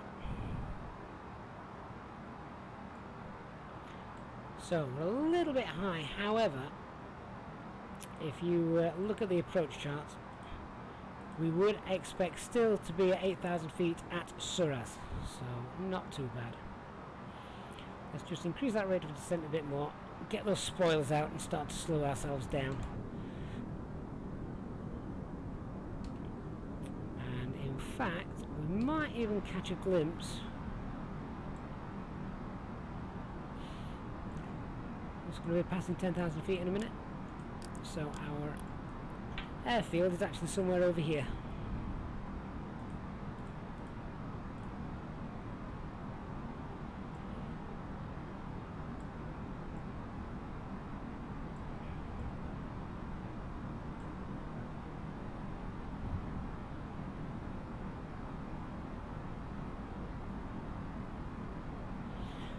It's now at 10,000 feet. QNH is set on the standby, ECAM status is checked, engine mode select is norm, cabin crew to start preparing the aircraft for landing, and our seatbelt signs are on. Approach checklist, minimum set, engine mode select is norm, and our electronic flight bag is stowed.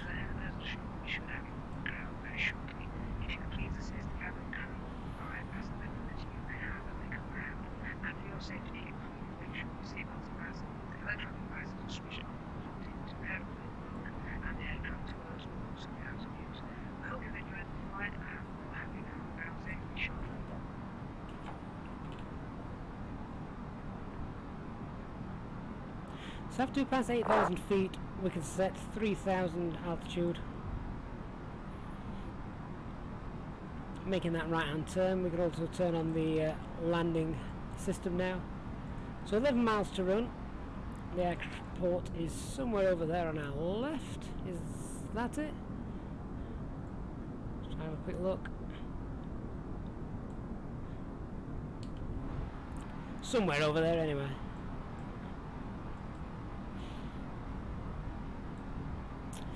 There's probably not enough clouds that I've got here, Christian, to require the anti-ice. Flight level 80 is altitude HD. Correction, flight level.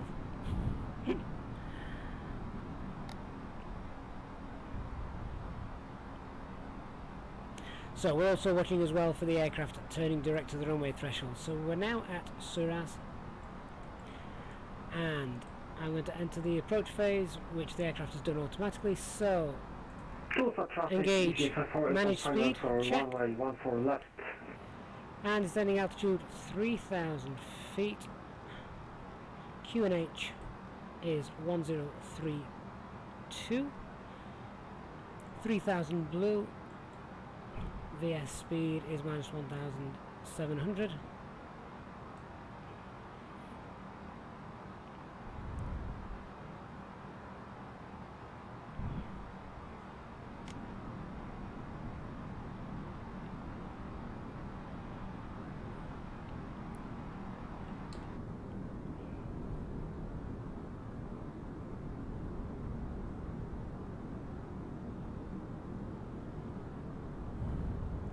Kiri, you're late to the live, but you're here for the landing. Well, it's arguably one of the best bits. Broke Flight Sim, you're going to connect to VATSIM from the US. Well, it's global, so we're all here. Christian, I'm just dodging the clouds, yes.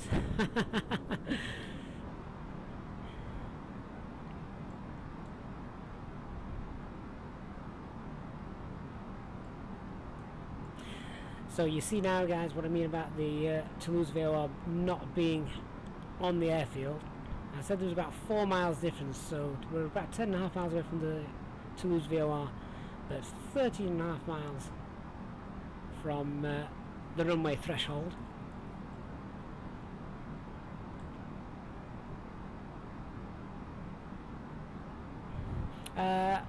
Louise, I've set up custom views, which you can obviously do and then assign to either buttons on your side stick or yoke, however you wish.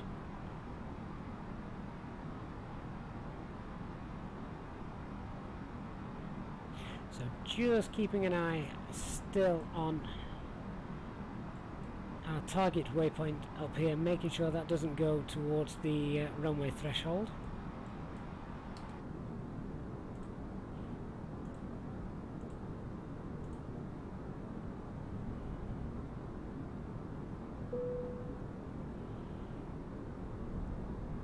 Cabin crew, about 15 minutes to landing if you can prepare the cabin, thank you.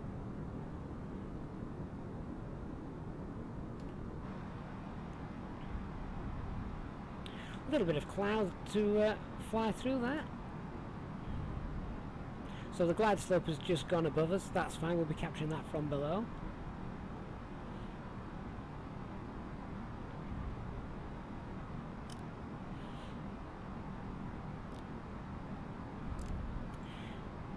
And we can turn lock on in a moment.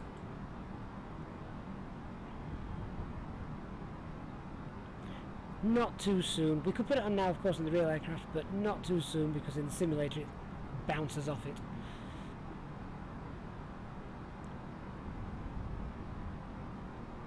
So I'm just watching for this magenta diamond to start to move a little bit. So we're now making a right-hand bank, which actually lines us up quite nicely. So lock green, cat 3 single. And your trays in the upright position. Any items should be safely stored, and remember to turn off all electronic devices until after landing. Thank you. And speed alt star. And we're visual with the runway. So flaps 1.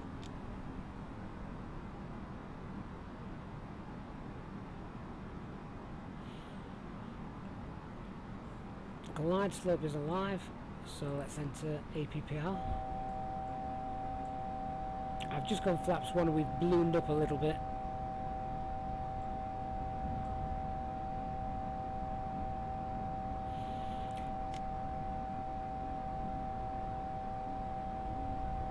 Just chasing that glide slope down. If we do have an issue, then I'll get the landing gear down early to help slow us.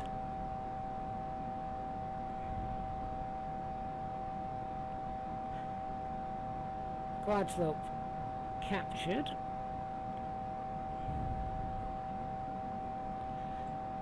Seven and a half miles to run.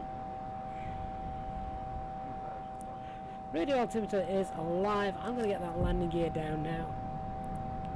And we can go flaps 2, speed check. Runway turn off lights, taxi lights on.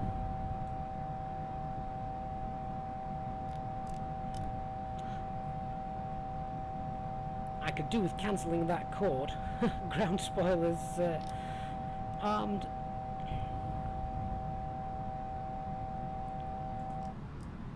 Thanks, HD.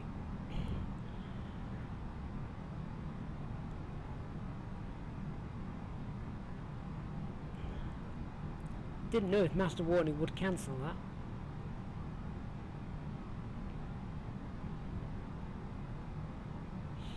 Four miles, flaps 3.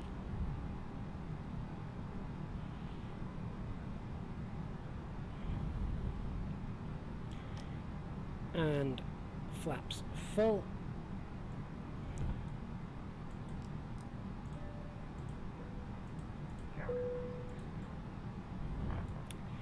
Landing checklist. Cabin secured for takeoff. Missed approach altitude set.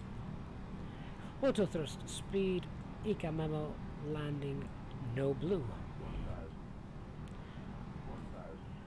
1,000 feet. Toulouse traffic, Easyjet transform vacated from runway 14 left. Toulouse traffic, Easy34 Alpha Mike, 3 miles out, runway 14 left. Water pilot coming off.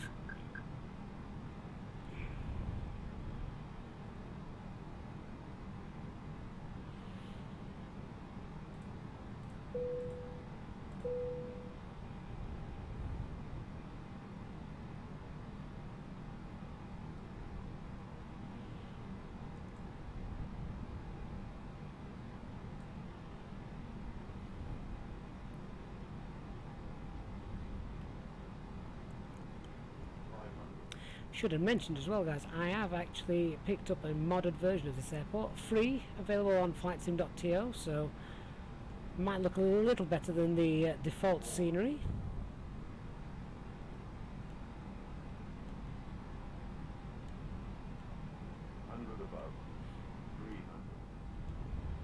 Approach stable. Loving those cockpit shadows. Continue.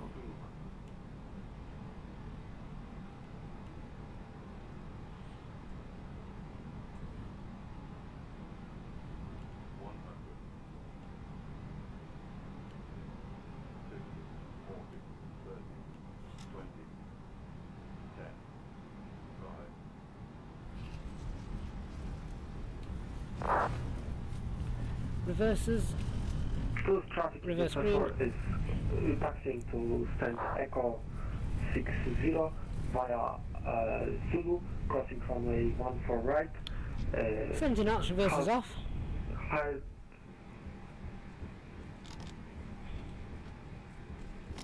Hotel Sierra 1, and then we'll pick up on Papa 40, and then we'll turn right on Tango 50, Easyjet transfer. The local time is 1818. Unfortunately, the temperature is currently a very cold 0 degrees Celsius. Very cold, or 0 32 degrees. Fahrenheit, so if you have a jacket or coat, you might want to put it on before exiting the aircraft. Please remain seated until the aircraft arrives at the gate. You are reminded to keep all electronic devices switched off until Past the you have lines, entered let's the start airport there. terminal. Let's stop there. I Thank don't you think for there's anyone flying behind us, we're not in the Easyjet. way of anybody. Easy 34 Alpha Mike, vacated runway 14 left at Toulouse.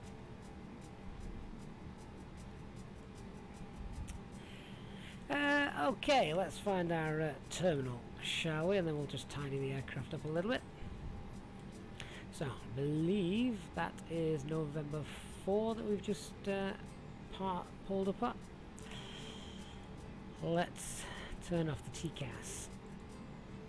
Weather radar, predictive wind shear, and start APU. Landing lights off, runway turn off lights off, strobe lights off, APU started.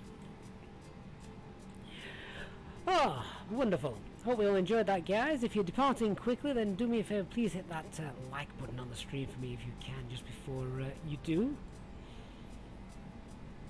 That would be wonderful if you can. Well, we just get our passengers to the terminal. Once again, this is looking like a very nice little modded airfield here. Always nice to come to an airport with that little something extra.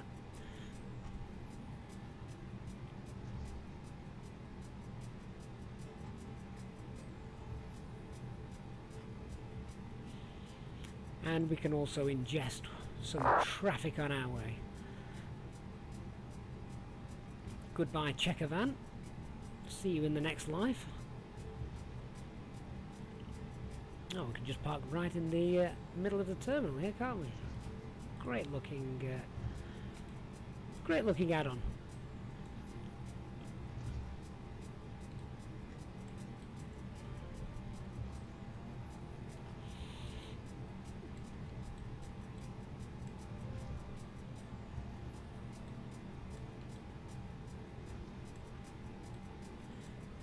So, I don't know if they've popped parking stands on the mod yet, like some of them, but even so, parking stand numbers I mean, but even so, looking very nice.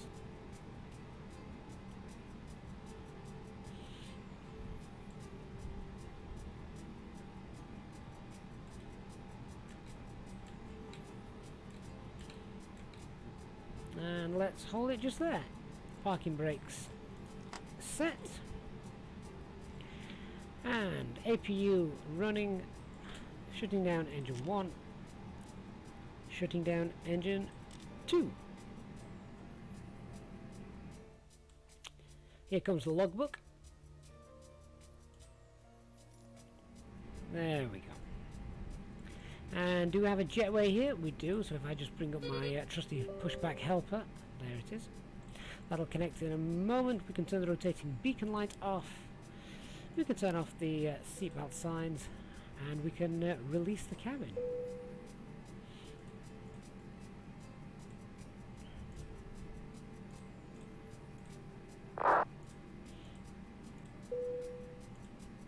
Cabin crew, please disarm doors. Thank you. Here comes the jetway.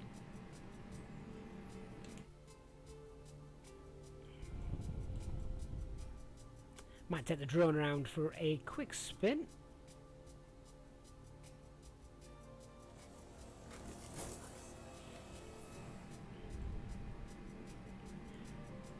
Jetway is now docking, and we'll also see if we can get some ground service here, shall we?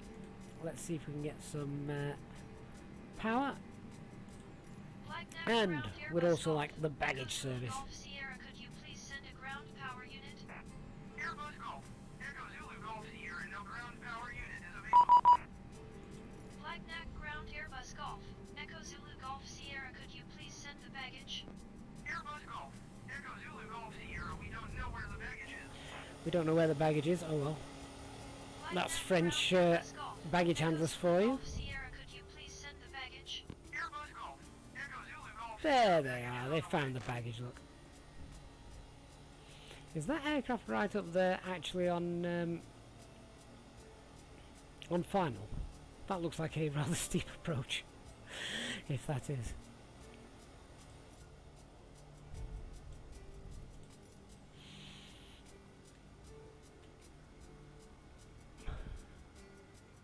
Might not actually be too bad. Welcome to Toulouse then, ladies and gents. So, Toulouse is actually one of my youngest lad. My only lad. He loves Toulouse and loves looking at it on the Flight Radar 24 app, because essentially over here, all of this area is the Airbus factory, where they have belugas flying in all the time. And if you grab the Flight Radar 24 app, you'll see them on the satellite imagery from Google. You'll be able to see all of the belugas lined up when the particular photo was taken.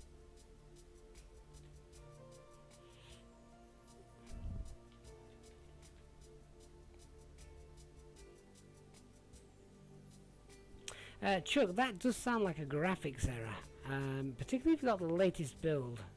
And presuming, of course, you've also got the latest version of the flight simulator installed. I would imagine, of course, you will have.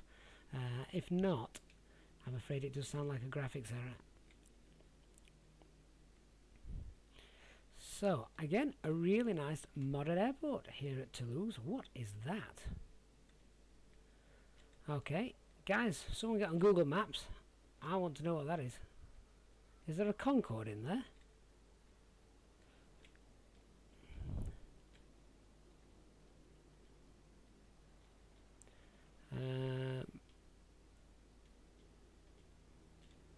This doesn't look like the finest approach, I have to be honest. Or is he just landing? Oh, there we go. Sorry, I thought he was lining up with the wrong runway. Oh well, wouldn't be the first time an aircraft's landed on the taxiway, would it?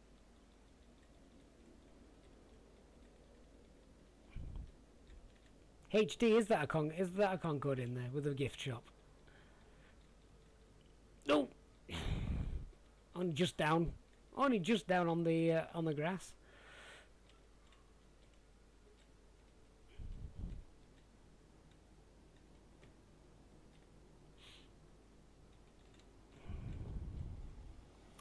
Right, so in terms of scenery as well, guys, do go and check this out. Flightsim.to, great little piece of scenery, and obviously obviously there's the custom built control tower. And yeah, this northern area where, what is it they build in there? The engine run-up bay. So presumably there's obviously some sort of imagery come through just there. And it's a huge airport in terms of tarmac. As I said earlier, this is where they build all the A380s, belugas flying in all the time. So I think the developer that has built this particular little mod has got plans to sort of encompass all that and bring it in. So we shall watch the development of this.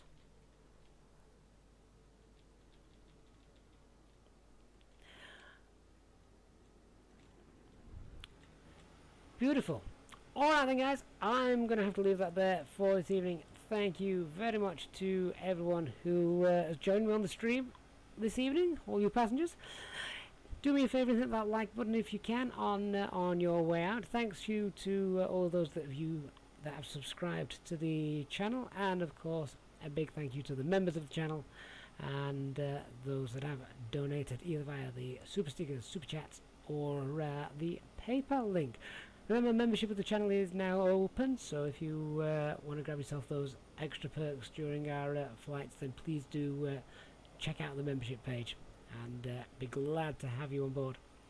Thanks very much for watching, everybody. Our next live stream shall be on Saturday evening. I look forward to seeing you all then. Good night.